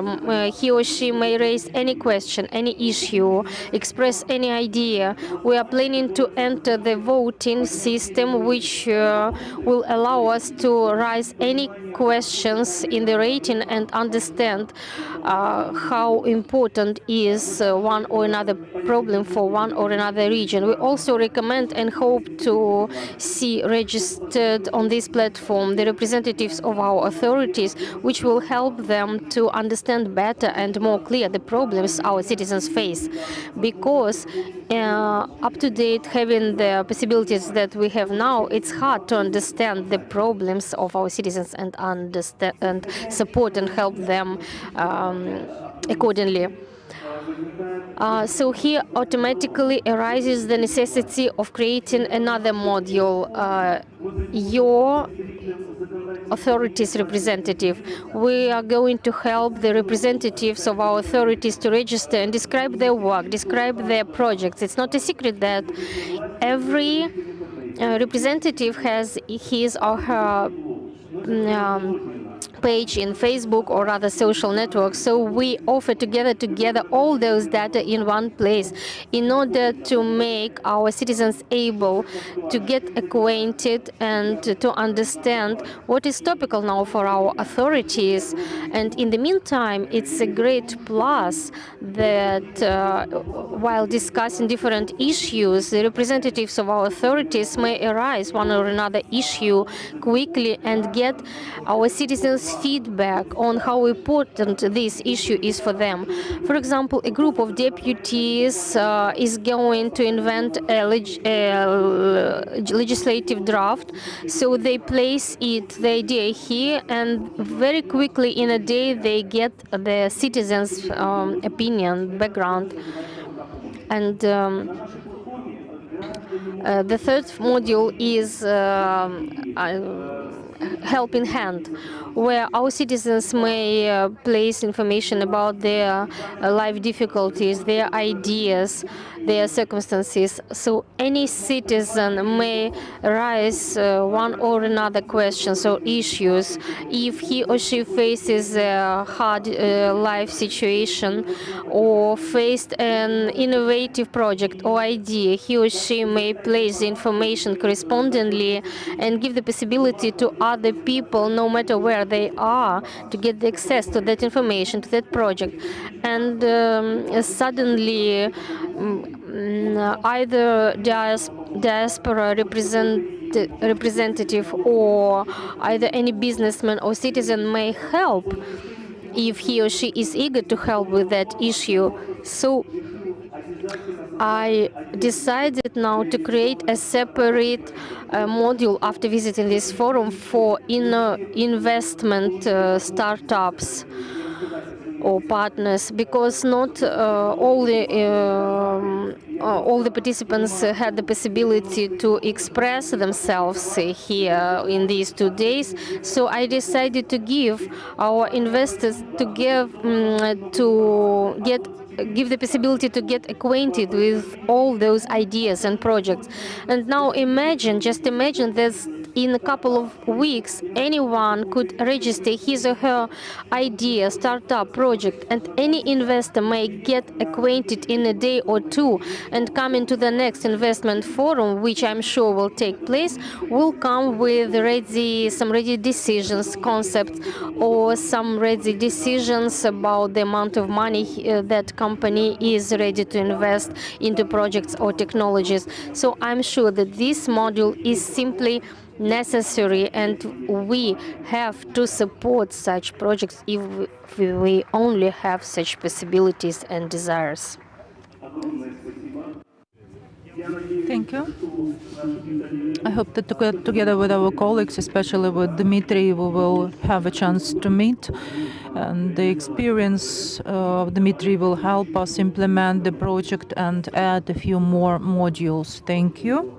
Thank you for...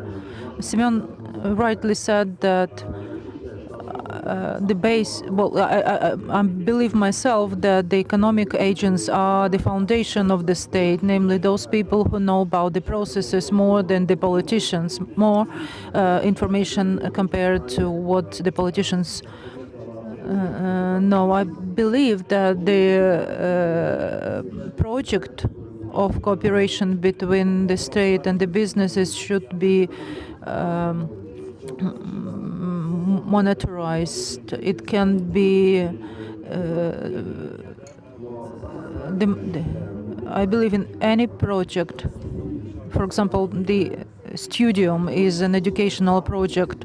It is good to arrange it in such a way that the project brings money to the business. The first thing you have to think about is how the project will be able to survive, what is needed for the project to be self-sufficient and survive. Thank you. Dima has already implemented more than 10 different projects. The only thing I would like to say that the project is a very sensible one, and when launching a similar project, you have to realize that you have to be rather tolerant while communicating with the local authorities, and you have to communicate with a big number of people and avoid any profanity or any bad language while communicating with a big number of people. You have also, there is a need to develop IT literacy among the population and people. But I believe the project is a very good one. And I know that in Gagauzia, IT services are expanding, the number of services grows. You may go to schools, to kindergartens, start working with the younger generation. As of today, we will not be able to change the situation overnight, but we shall not be influencing or trying to change the current generation. We have to think about the next generation, and the next generation is our target. We shall start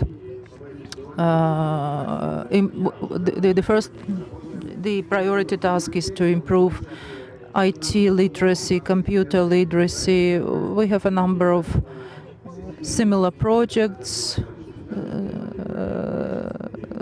So I am a good contact here in Kopchak. Thank you very much.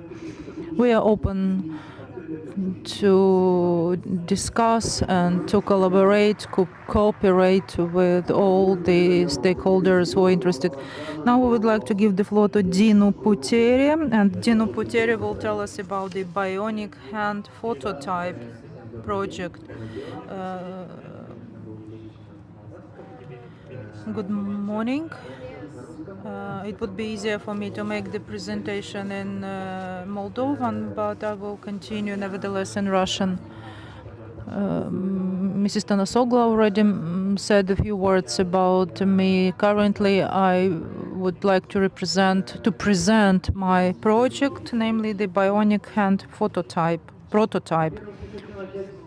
I would like to start and tell you why it is important, why it is. I finalized my first project. The first project was about the robot, and I started to think about the second project, and while thinking I just happened to read an article about disabled people and made a conclusion.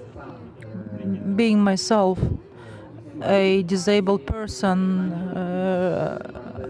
I didn't start my work with the bionic eye prototype, but I took as idea bionic hand prototype elaboration and development, because every year more than approximately 50 million people become disabled person due to a number of different reasons, and this changes their lifestyle completely, because it is much more difficult to it creates a lot of difficulties and problems for people. Therefore, I started to combine IT programming and medicine.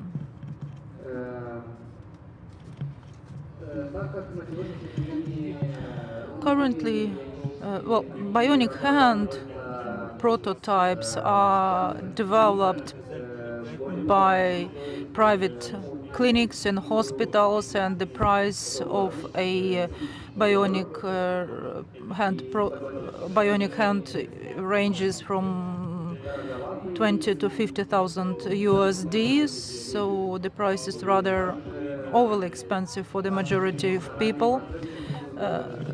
So therefore, good quality bionic hand would allow many people, would improve lives of many disabled people. Thanks to the modern materials and good quality sensors, it is possible to elaborate a bionic hand.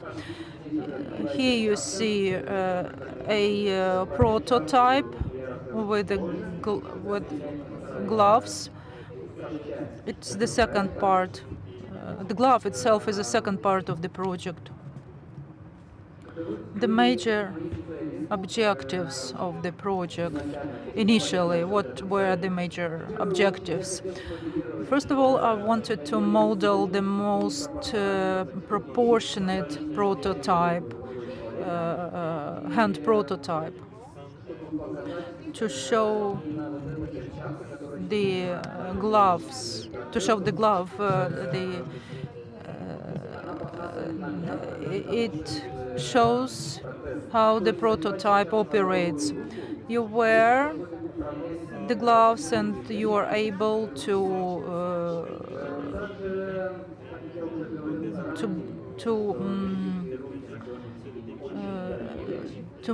somehow to control the hand prototype. And I wanted to make the price of the bionic hand prototype acceptable for as many people as possible, those who need such a bionic hand.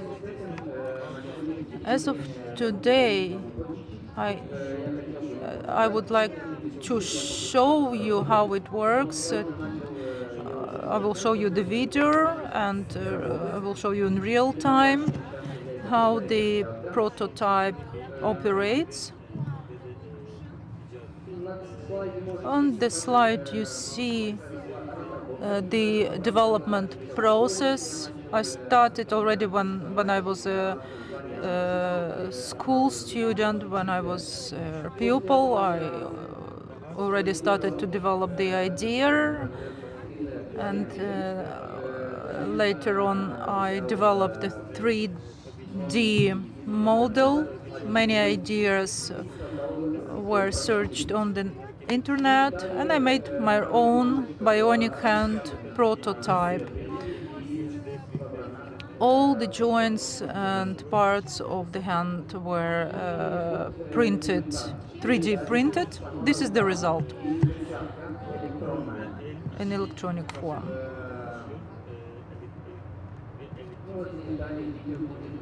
The video we are going to demonstrate will show you how it works. The video was demonstrated at their scientific conference. It was online.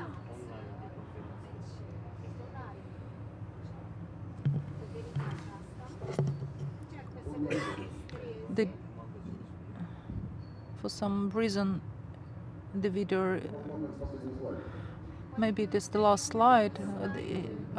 He cannot activate the video. For some reason, it is not playing.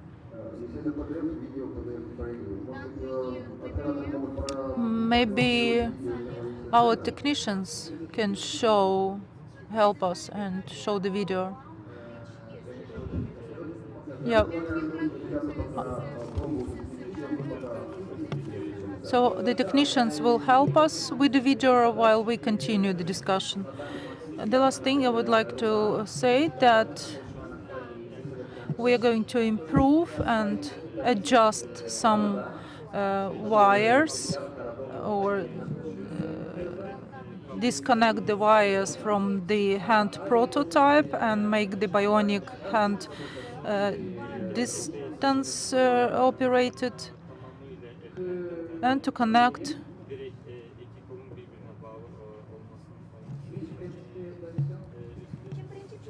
So basically that was it, but we are still waiting for the video to be demonstrated. In fact, 2 years ago, I decided to make a bionic hand prototype, and we bought a special device, and we bought some detectors for the body, detectors which register the impulses and reflexes, reactions of the muscles, and so on and so forth. Why we stopped? What was the reason? At some point we stopped and started to think, who are we making this bionic hand for? Because as you said, the price range is so high, starting from 20 USD up to 50,000 dollars, and we realized that we will not be able to produce a high quality bionic hand prototype. So I believe for you it is important to find your niche, whether it will be a bionic hand prototype for the virtual reality, or it is for what would be the target group. But you have to understand that the investment is going to be rather high. Yes, my objective and goal is for the bionic hand prototype to be a simple one, but made of solid and good quality materials. And maybe in the future, in a few years, in 10 years, time to industrially produce it, why not? Now I would like to give the floor to Igor Ganya. Yes, we discussed this project with Dmitry. Being a businessman, I searched for some financial reasoning, and but I believe that the potential is very high. The potential of the idea is very high, but you have to do understand. Please understand that you will not get money. You will not get return on investment, neither in 5 years term nor in 10 years. So if you see it as the business of your life, you can find an idea, register a patent for the idea, and try to sell it on the market.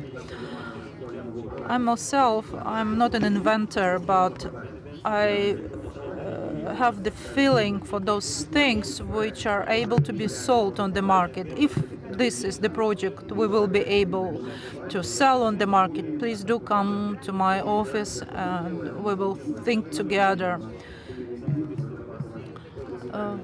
We in our company develop unique technologies, but we sell dozens and thousands of units. So you may stay either with us, with our company, or with the company of Dmitry Voloshin. But it would be a pity if this project, the bionic hand prototype, becomes your only idea.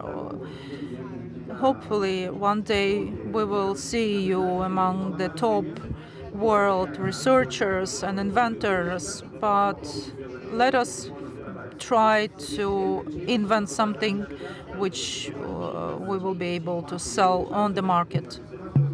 We have financial opportunities, we have some technical opportunities. There is a number of teams able to get involved into the project. As of today, I don't really think we will have enough money or enough investment to produce or to invent bionic hand prototype, which which we will be able to sell on the market.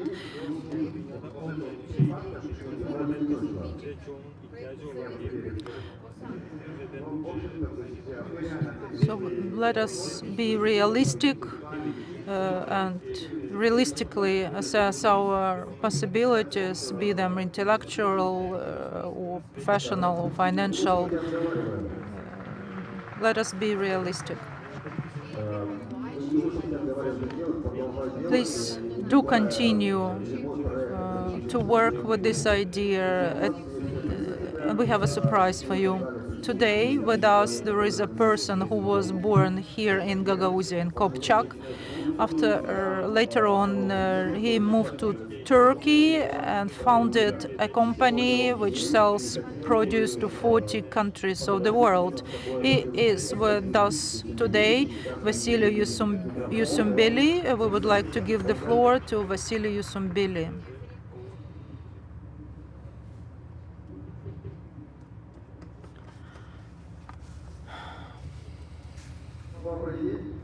Good afternoon. Thank you for the invitation. Thank you for the invitation to participate in Invest Forum. We are very happy to see similar innovations. I never thought that Gagauzia and Moldova are developing so well because we left the country a long time ago. I moved to Turkey, graduated in Turkey, and started to produce equipment. We are mainly involved in export of equipment. Very soon we plan to start producing industrial robots. Therefore, I was very much interested in your innovation. Therefore, after the forum is finalized and completed, I would really appreciate the opportunity of having a chat or a discussion with you.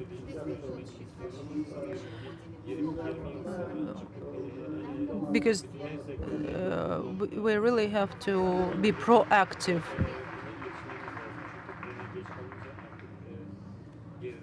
Thank you. Can we show the video we were talking about? No. Thank you.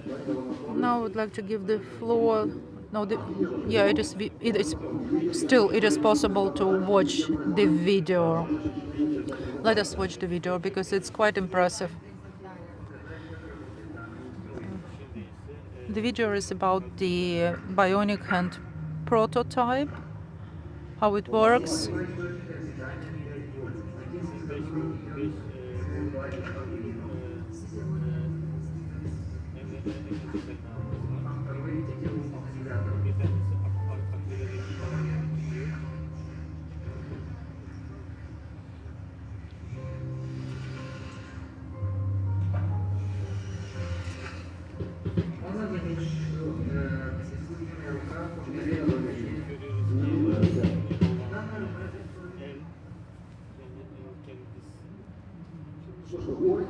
No, we are sorry, but it is not. We were not able to watch the video.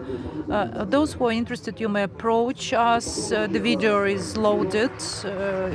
You may approach the master computer and watch it on the computer.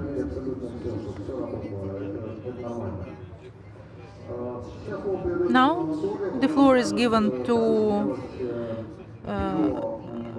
Anatoly, who will present us information about the closed circle production, and he will also present information about the future of our region and a few words about the world trends. Good afternoon. My name is Marinov Anatoly. I present the project named Diversified Organic Farming. I'm 35 years, and I do believe that the project will be implemented in the near future. Could you please place my presentation on the screen?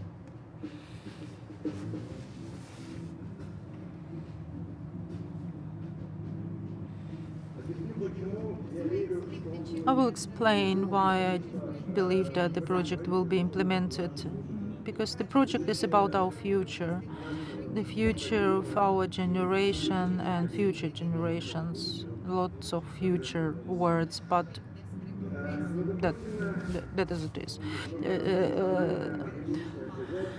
So diversified organic farming is a closed circle production. The model of the complex allows. What about the presentation? Are we going to place it on the screen, or there are some technical issues because we cannot see the presentation? Diversified organic farming is a production without any. Let us wait for a few minutes, or maybe.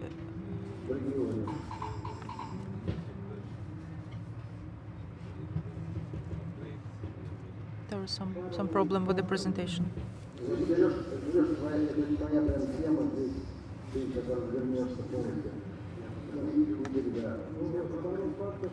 Some data. Moldova lost 2% of the black soil, and in order to restore it, we will need 200 years.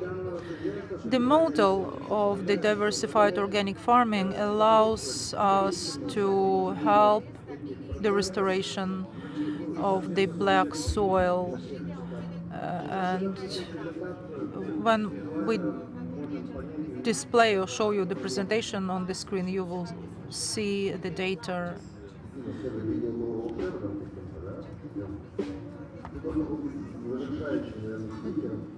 There's some mystery behind the video because we cannot demonstrate neither the video nor the presentation.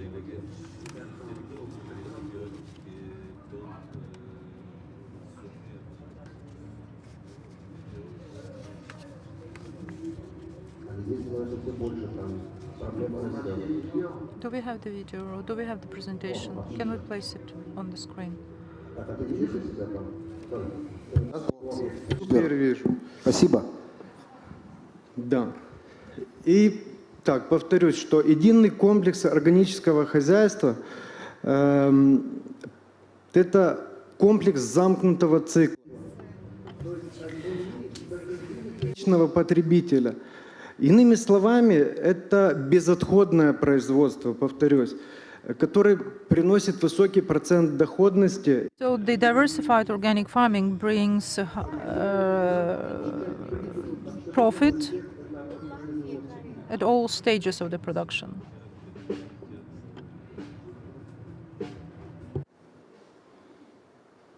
Вы спросите, как это работает? Земля, как источник кормовой и сырьевой базы для следующего цикла нашей цепочки, обогащается за счет отходов жизнедеятельности животных. So the wasted are composted and entered into the soil as organic enriches, which allows us to take off the expenses for expensive mineral and synthetic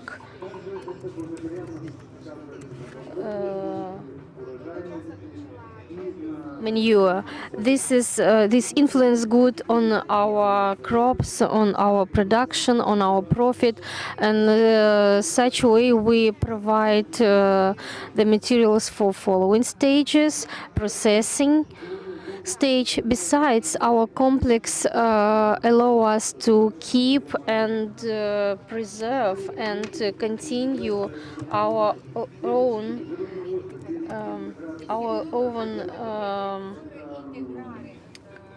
cattle.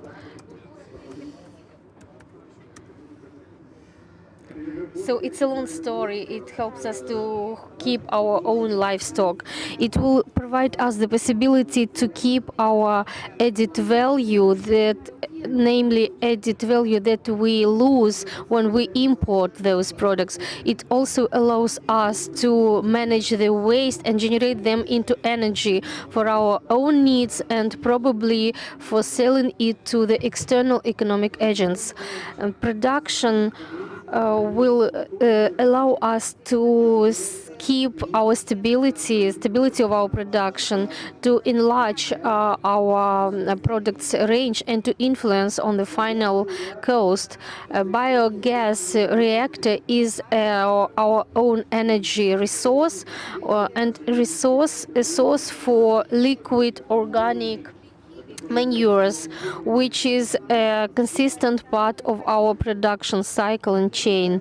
Biogas reactor also guarantees is a guaranteed solution for use of waste, and it puts off this item from our expenses list. It also gives us the possibility to sell the same product with different profit,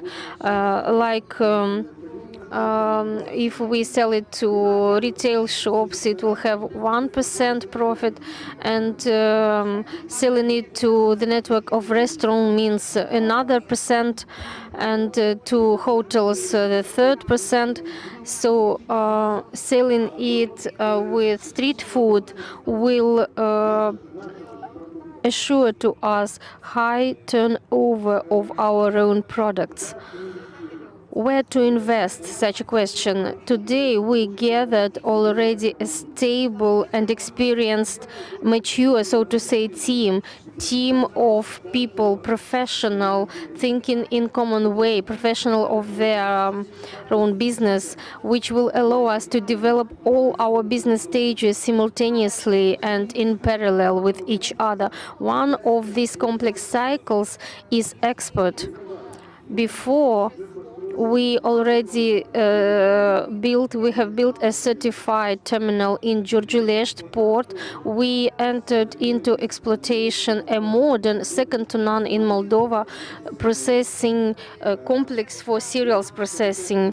As a part of ProGrain Organics company, I may assure you that these infrastructure objects have been spent over 5 million euros, and this is in our country, in Moldova.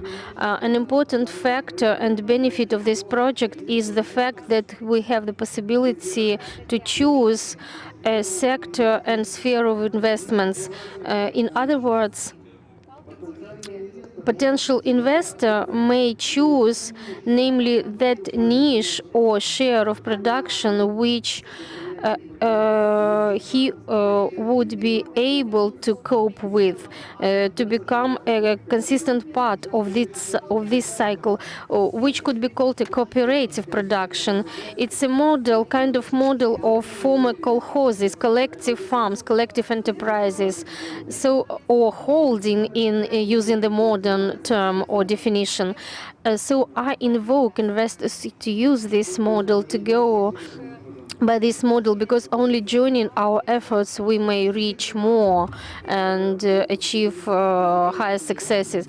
Talking about profitability of this project, the lower threshold will be 16.2%, and the term of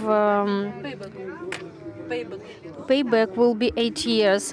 Research in this sector, we also conducted an analysis, and which showed us a positive dynamics. So this is our cereals terminal and processing complex. So an organic production dynamic is declaring to us openly today that the world will never be the same, and demand for products will be growing, and that is why it is important to start now. Using the official site of European Union, we may see how highly demanded are products of this category, because growing products without damaging the environment is could be respected, highly respected. It is an honor to work this way. So investments. Talking about investments, first of all, is obligatory own processing and production of dairy products, meat products, cereals, energy, and obligatory own retail network. So why Gagauzia? Why this region? As we may see, it is a strategically profitable region not only due to its geographical location. It is located directly close to Giurgiulești port, to Romanian border. Besides, this means relationships and agreements signed with the Russian Federation, with European Union countries. Also important factor is that they possess necessary human resources, cattle farms, agriculture in general. Are one of the main sectors of our nation historically. So the human resources that Gagauzia possesses will share their experience, their knowledge, their hard work and character features, and this will only contribute to the development of investments and stability, investment stability. The market of Moldovan market today is not only free, but unfortunately it feels lack of homemade products, of local products. We depend on imported products and materials, but this opens us new opportunities for processing and final product manufacturing. Stages. In order to realize all the stages, we need the following steps to be made. Let us start from creating organic soil bank. By the way, I already conducted some work, and here in Gagauzia we have the first hectares at the stage of organic standard certification, which is a launch to me, a pioneer step. We are planning to invest into cattle growing, retail network development, processing industry, to replace import, after which we will be proud to start to export our Gagauzian products produced by our people to other countries. So briefly, this is our story.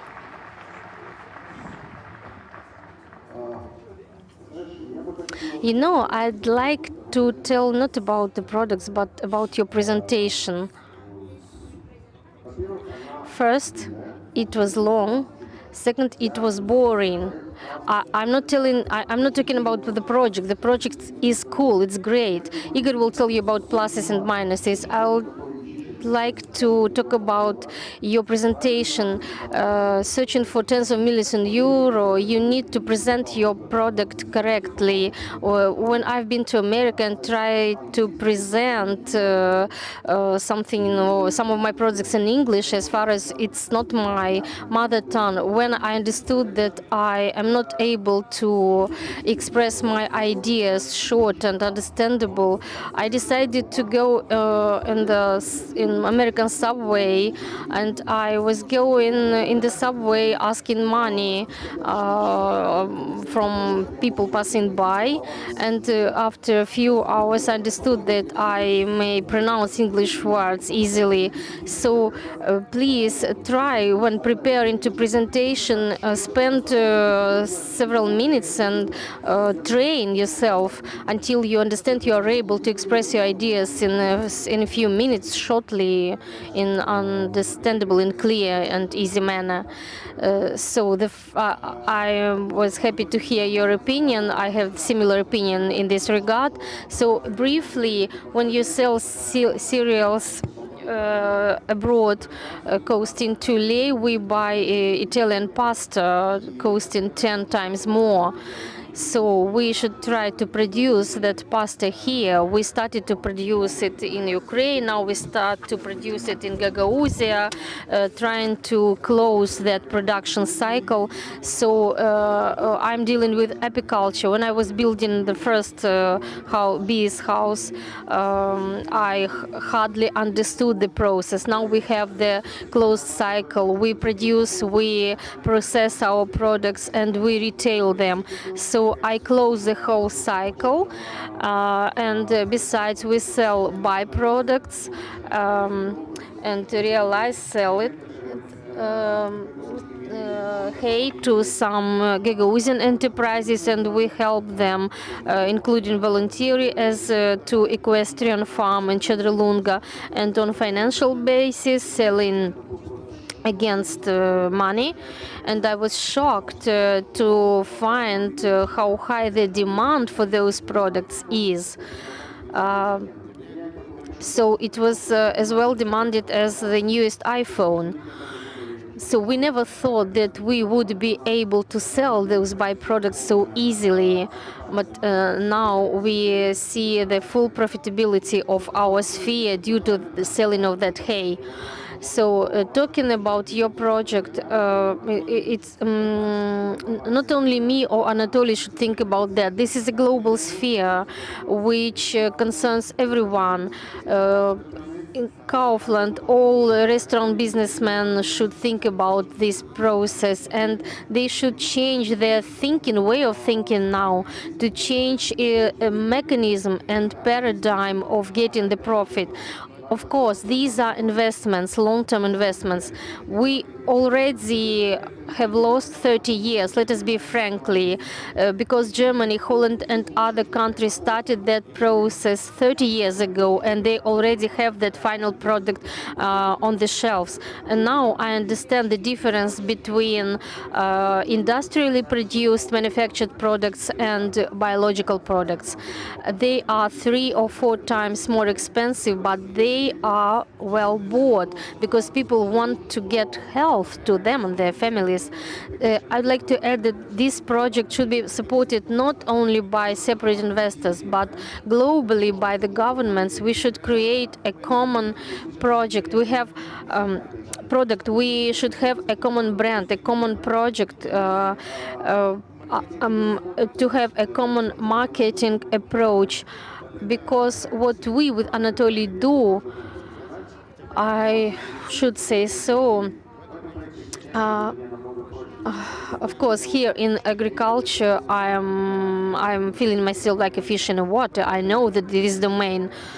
Of course, I would be interested to communicate with you in regards of this project, to find out what you understand, what you know, how ready you are to join us, how interested you may be or we may be in our common projects.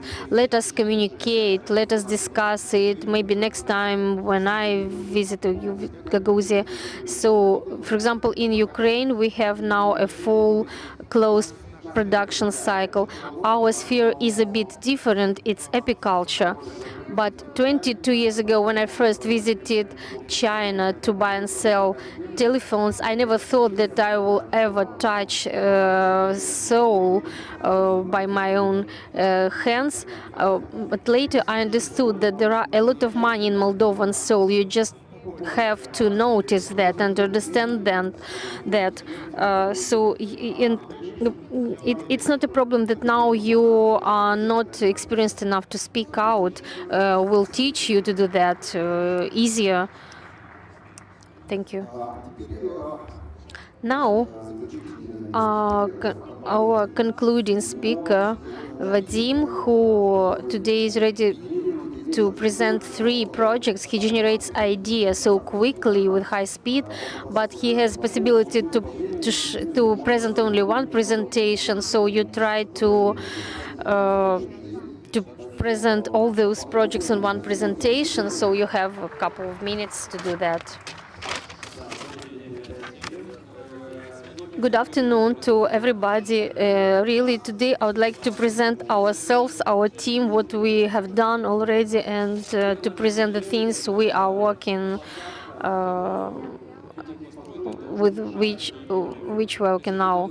So this is a platform for programmers for IT sphere, where anyone could come with his problem and find a solution. Today, I'd like to discuss a couple of questions. The first one is to represent myself. During the first block, I said that my name is Vadim and the name of our company. Now I'd like to go into details. Our company representatives were first to think about creating such company in London in 2016 when working, it was an additional kind of additional money, additional earnings. The first great project that we've realized was in Dublin, in Ireland, for a Dublin enterprise to help them to structure their deposit. So they had a manager deposit. They just needed an appropriate program. When we understood the scale of this issue in Europe, where we thought they have a lot of resources, including human resources, financial resources, and they addressed to us, Moldovan people. So we understood that we have capabilities, we may turn our knowledge into money, and suddenly we found ourselves in Moldova. I just came here for a week to see my parents, and during a week I managed to find a big order, a good client, just talking with representatives of small and medium enterprises. So one of them offered me to stay in Moldova and to help him to solve that issue. That was a program for digitalization of his company. So we stayed in Moldova and opened the first work studio company, which was an IT studio of high qualified programmers. I think that they are comparable with biggest global brands because we use quite modern programming language like JavaScripting. Just it's not an obsolete Python. We work on IGS. So you explained now. You explained everything to everyone. We try to use the most up-to-date technologies. The first problem we faced in Moldova was the problem of human resources. As a university prepares only university programmers, but we need qualified, narrower qualified specialists, and we had certain requirements. We did not know where to look for such professionals at that time, so we decided to prepare such specialists by ourselves. So that was the way we opened our first programming school in Comrade Cody Academy. This is a real picture of our courses of our school. After opening such school, it happened so, or was it a coincidence or just happiness? When we opened it, a pandemic situation came in a month. Just after we have opened such school, we were told to close it. We took it as challenge and decided to start online courses, and suddenly we understood the potential of online format. It is good to open such a course in a city, in a town, in a village, in order to come physically and get quick support. But we physically cannot allow to open such course in every locality of Moldova, as well as we are unable to conform to time frame of every person, every physical person, every individual. So we decided to build such a platform by the end of the year in order to create a hybrid educational system, namely for our school. That means that it would be an offline format. We plan to enlarge it to open a new course in Chisinau, probably in Chatulunga and other regions of Moldova. But we understood that we need an online format as well, for which we are planning to create an online application, including mobile phone application, website on every platform and structure possible, to give our students the possibility to study online, for example, from Monday to Friday, and to come on Saturday to Comrade to see physically their teacher and to get answers to all their problems and questions. So Besides, I'd like to present one interesting product or project. In part, it is related to the problem presented, or to the idea presented by Simeon. We would like to create a tourist guide, a solution which would unite all Gagauzians from the world. How loud it wouldn't sound. So we decided to create a platform including gathering all touristic information about Gagauzia in all languages, about all localities, including hotels, restaurants, other institutions, including all, describing all the information, giving the possibility to make order, information about all sport events or any other events, information about all touristic paths and routes, including the possibility to book such tours or hotels. And aggregators take information from different Gagauzian portals, including global or local levels. And besides, to share the information about Gagauzians all around the world.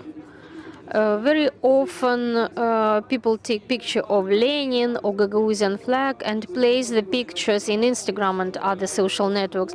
We could add the information about where such people are. It's just a small but very pleasant detail when you see where this person is now.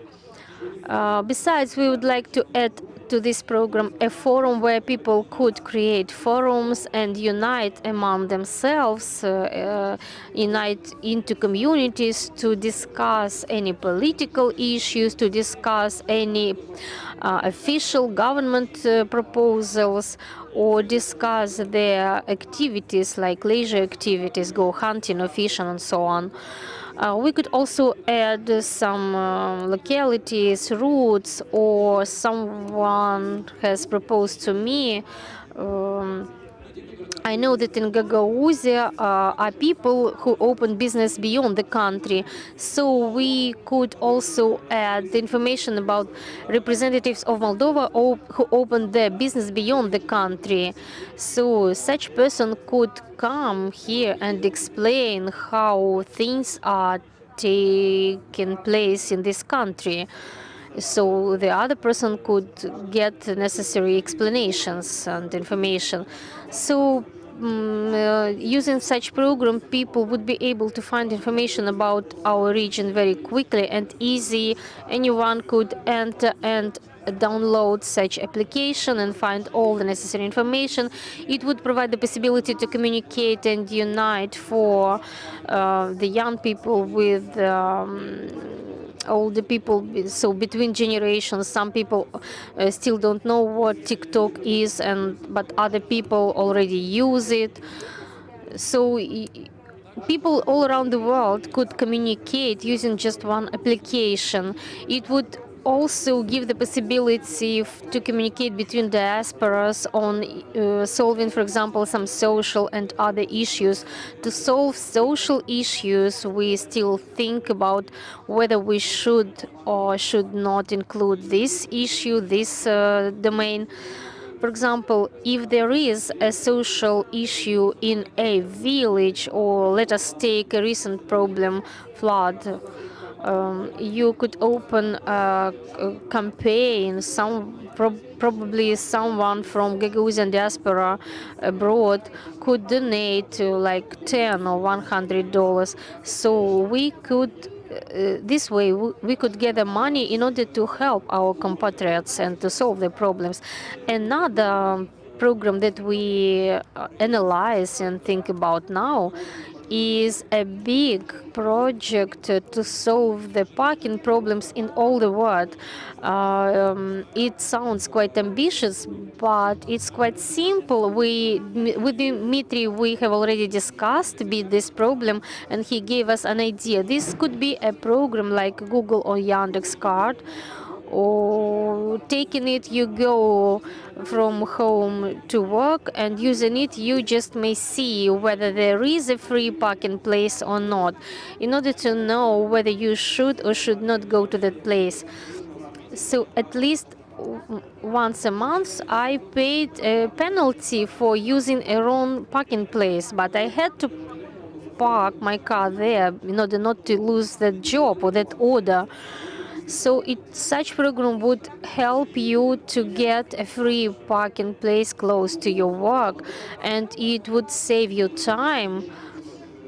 It would be good for our environment. It would bring you less stress. It would make you pay less penalties. And this format is already working in Europe. And this program is planned to be integrated in all the cities, or starting from a certain big city, and to enlarge it all the world round.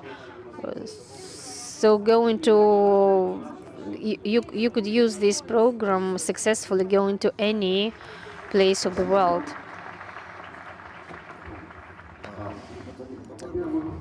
Vadim, first, I liked your project, especially the last one, but I'd like to say that first, Super Hub. I've heard that from many people they plan to introduce a special application for this and that, and even for parking places and so on.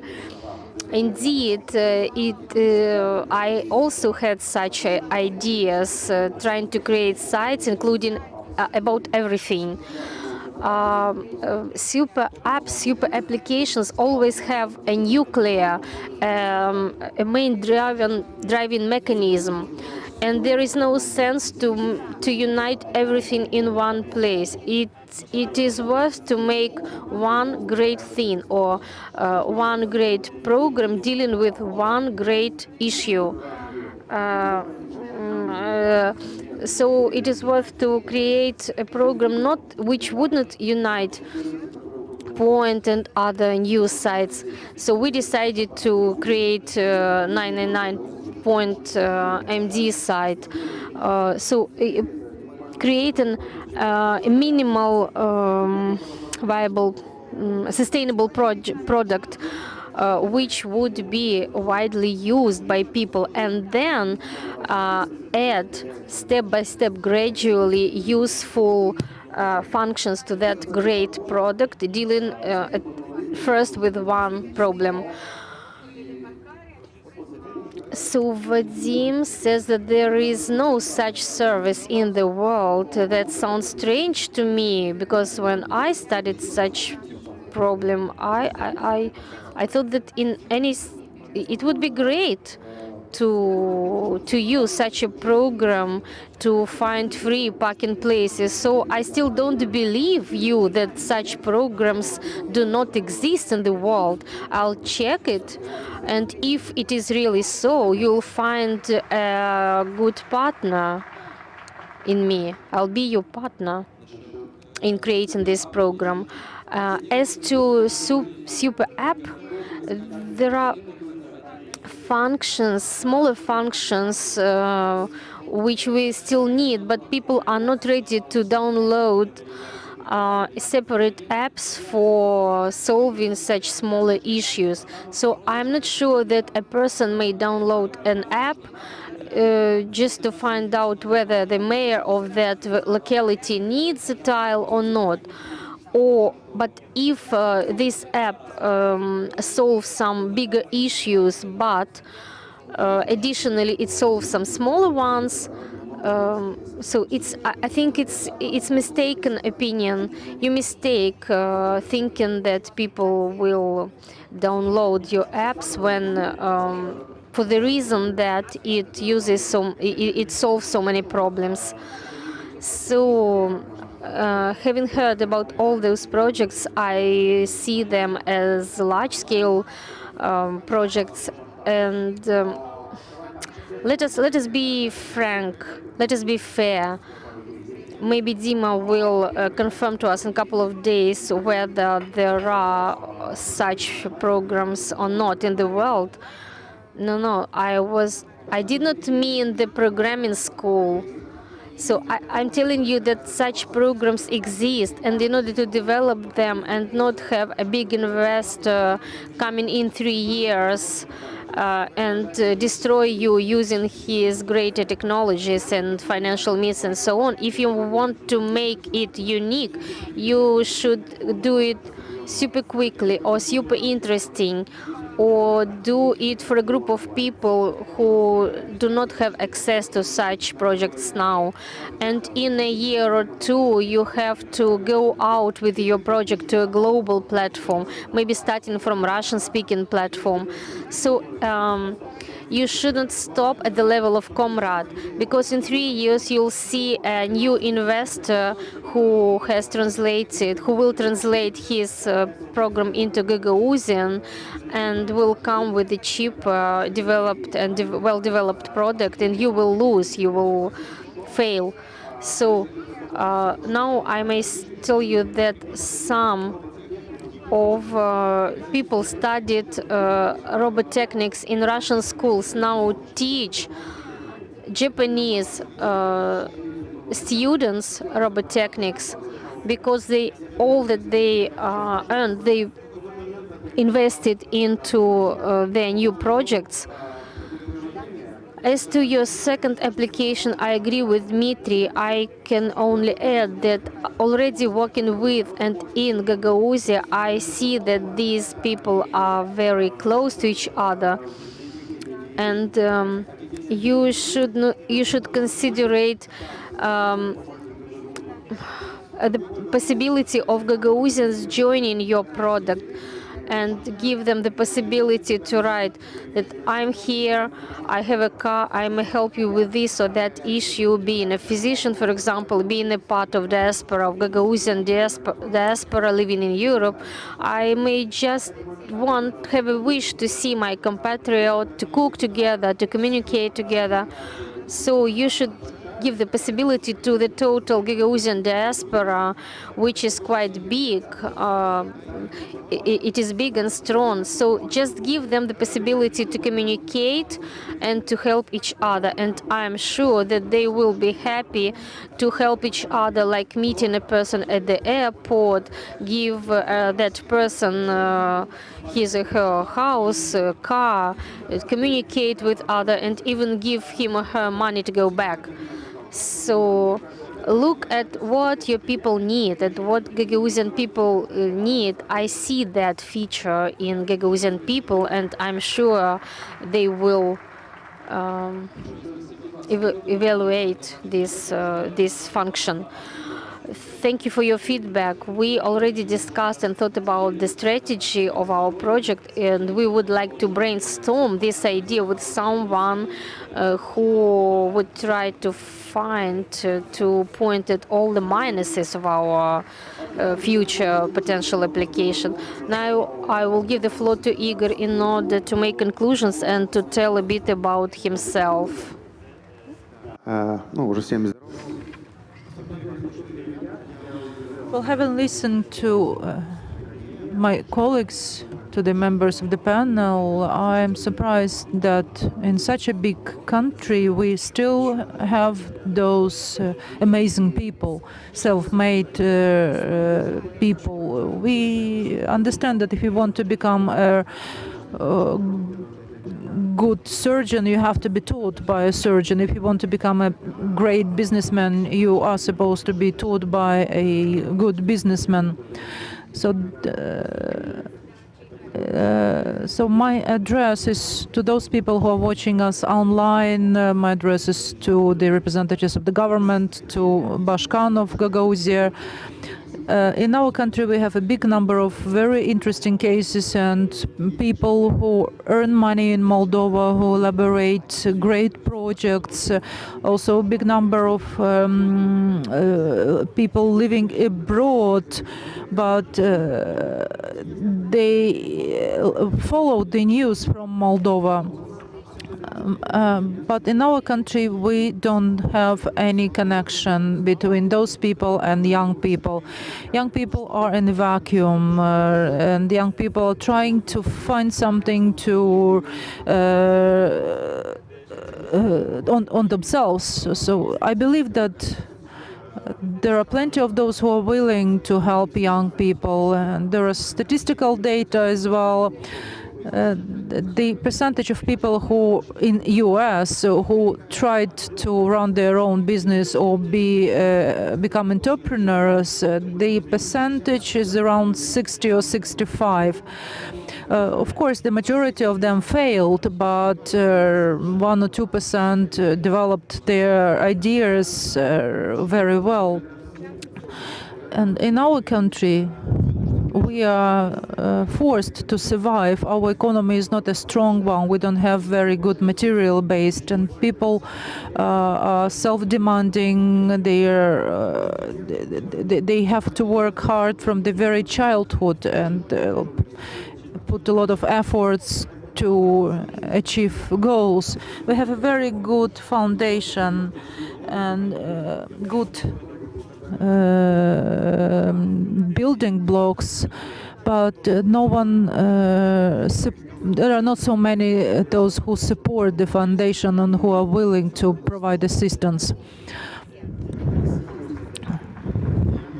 I believe that for Dmitry, the experience we have listened together with Dmitry from representatives of the companies, the experience and the knowledge has a good value for all of us. I believe that the government will take into consideration the intellectual basis of the young people and provide some incentives and motivation to young people. Many businessmen, they have the foundation, but they never think about a mechanism that already exists in the United States. In the United States, there is a practice, good practice, that when well-known businessmen come to universities and share the experience with the students, share their lessons learned, the failures, the achievements with the students, with the future talented businessmen. I communicate with a big number of young people on social media, get a lot of messages from young people, and I respond to each and every message. When communicating today, I'm very interested in Anatoly. I'm ready to collaborate with Anatoly. So when we start paying attention to young people, and we will see the potential. So I urge you to start moving forward, because when there are only 3 or 5 businessmen who are supporting the young people, this is not enough. I would really want for the young people to understand that the business in Moldova, I myself, I was born in the city of Belts. I started as the operator in the computer club. Now I'm 35 and I have representative offices in more than 30 countries of the world. But when I visited China, I realized how small our country is, and our thinking is very much different from their thinking. And when visiting China, I started to adopt their vision, to consider their views and their plans. We have to take into consideration the scale of the world, to consider the scale of the world. And when we develop the idea, we have to think about the future, about the large scale of the idea. Because if you close yourself only, if you if you think and limit yourself by the market of Moldova, in 3 or 5 years there will be someone smarter coming and proposing or coming with a similar idea with more competitive prices or with better features and etc.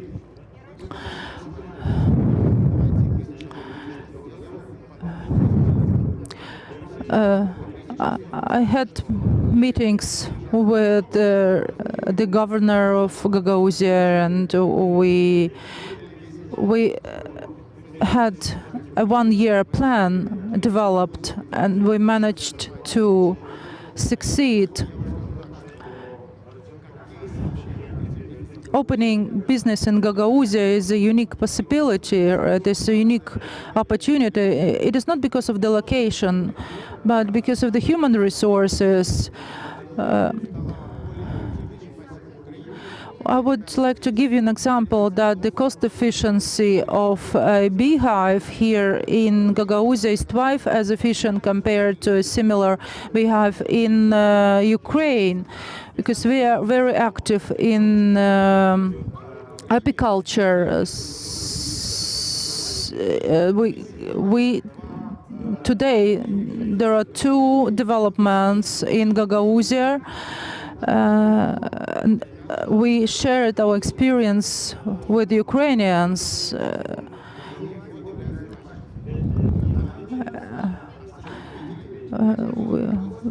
And very many people come to us 1 year later saying that initially, a year ago, they did not believe in success of our business. They could not believe that such an ambitious plan will be feasible.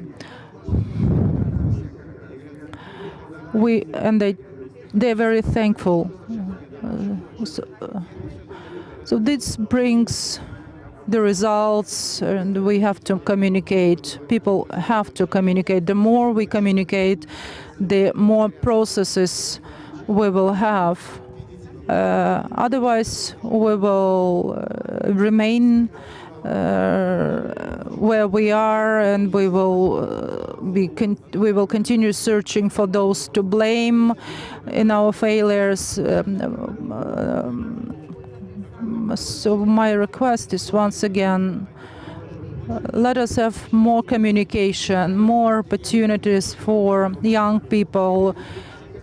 You may come to my company, and if you have any requests, we will certainly help you with your ideas.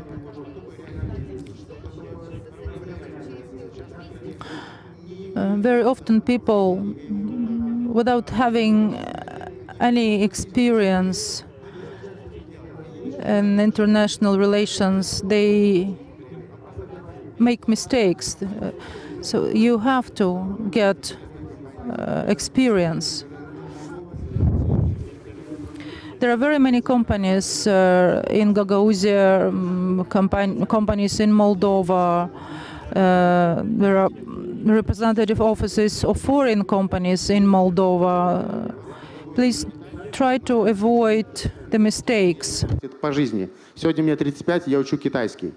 Мне стыдно за это, потому что в 22 года, если И это открыло бы меня передо мной совершенно другие двери. Я учу испанский, я знаю, что мне нужно подтянуть свой молдавский, имея возможность высказаться на 5 языках, я понимаю, что это полмира, которые меня понимают в легкую и понимают, что я уважаю их, обращаясь к ним на их языке. Обращайте на все это внимание, учитесь. Сейчас то самое время у молодежи, вот это вот возраст 18-22 года, когда надо учиться. Я понимаю, что многим из вас сейчас кажется, что это тот возраст. So I urge you to use all the opportunities you have. Currently, you have to obtain the necessary knowledge for your future. Please try to communicate as much as possible. to communicate with the local authorities, with the national authorities. I believe in the future of our country. Otherwise, Moldova would not have become one of the countries where our company operates.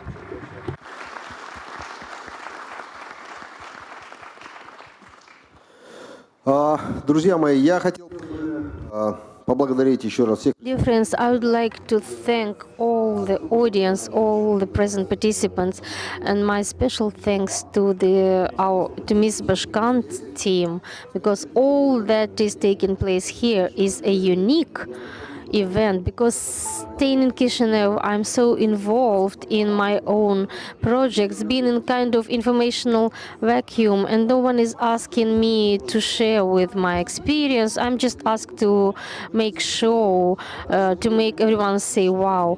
That is why, to me, today was a kind of insight, and I understood that we should go further in a different way. It's not enough to make cool projects. You need to teach people to make cool projects.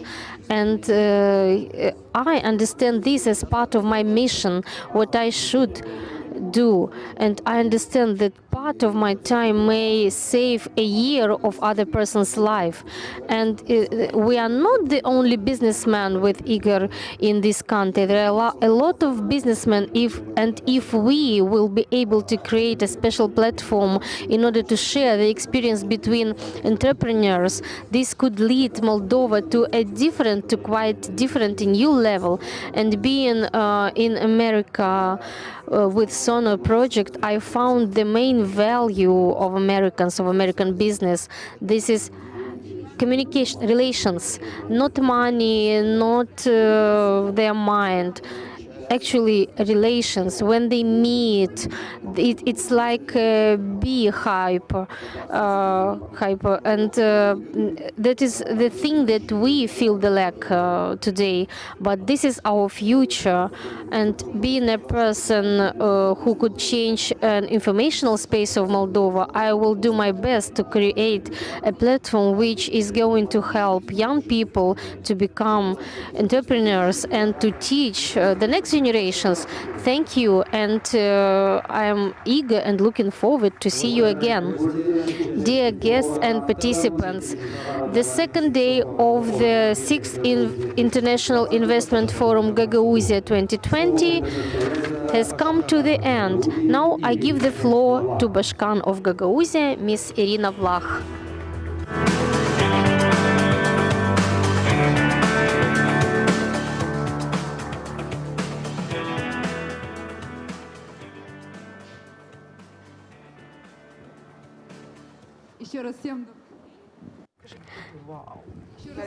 So, good afternoon, dear audience, dear participants, everyone who is present here today and was present yesterday, and everyone watching us in the online mode.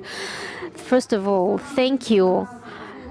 For us, Invest Gagauzia Forum is an event of annual importance. We prepare this event a year long, and we would like to make it better and nicer in order to get more impressions. But the principal task is to promote our region, to develop our region, to make it famous and heard of in the world. We want to become open, maximally open for the world, to create comfortable and decent living and working conditions for our citizens living here. And we would like to pay attention to our region, to find a reliable partners to come here, to work with us and give us as many successful results as possible. Last year, conducting the 5th forum, I thought that this was our better forum.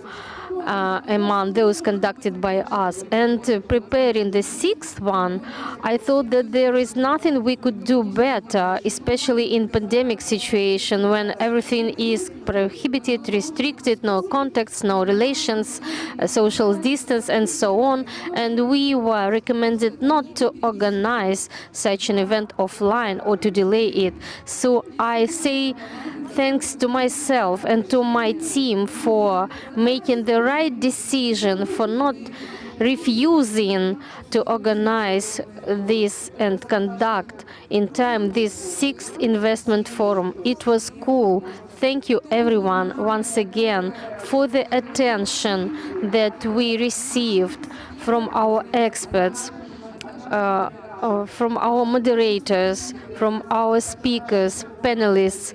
We have such a broad range of panelists, moderators. So it's like reading a book from beginning until the end. I will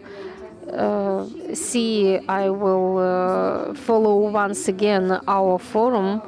There were so many ideas expressed, so many cool ideas and projects described, that I'm sure that we may seriously compete, our region may seriously compete with the other regions of our country. There are not so many regions able to attract so many serious speakers and able to seriously invest into our people. We proved today and yesterday that we are able to work with our people to develop them.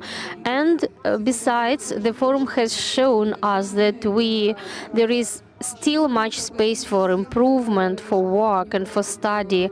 So let me avail in this opportunity express our gratitude to the Technological University of Moldova, to all our partners, our panelists. I'm sure that due to your personal attention, due to your personal participation and to your love to our region, to Gagauzia and to our motherland, the Republic of Moldova, together we will be able to change our mentality, our vision, our perception of our life, and are going to gain more wish to create and to change our country for better.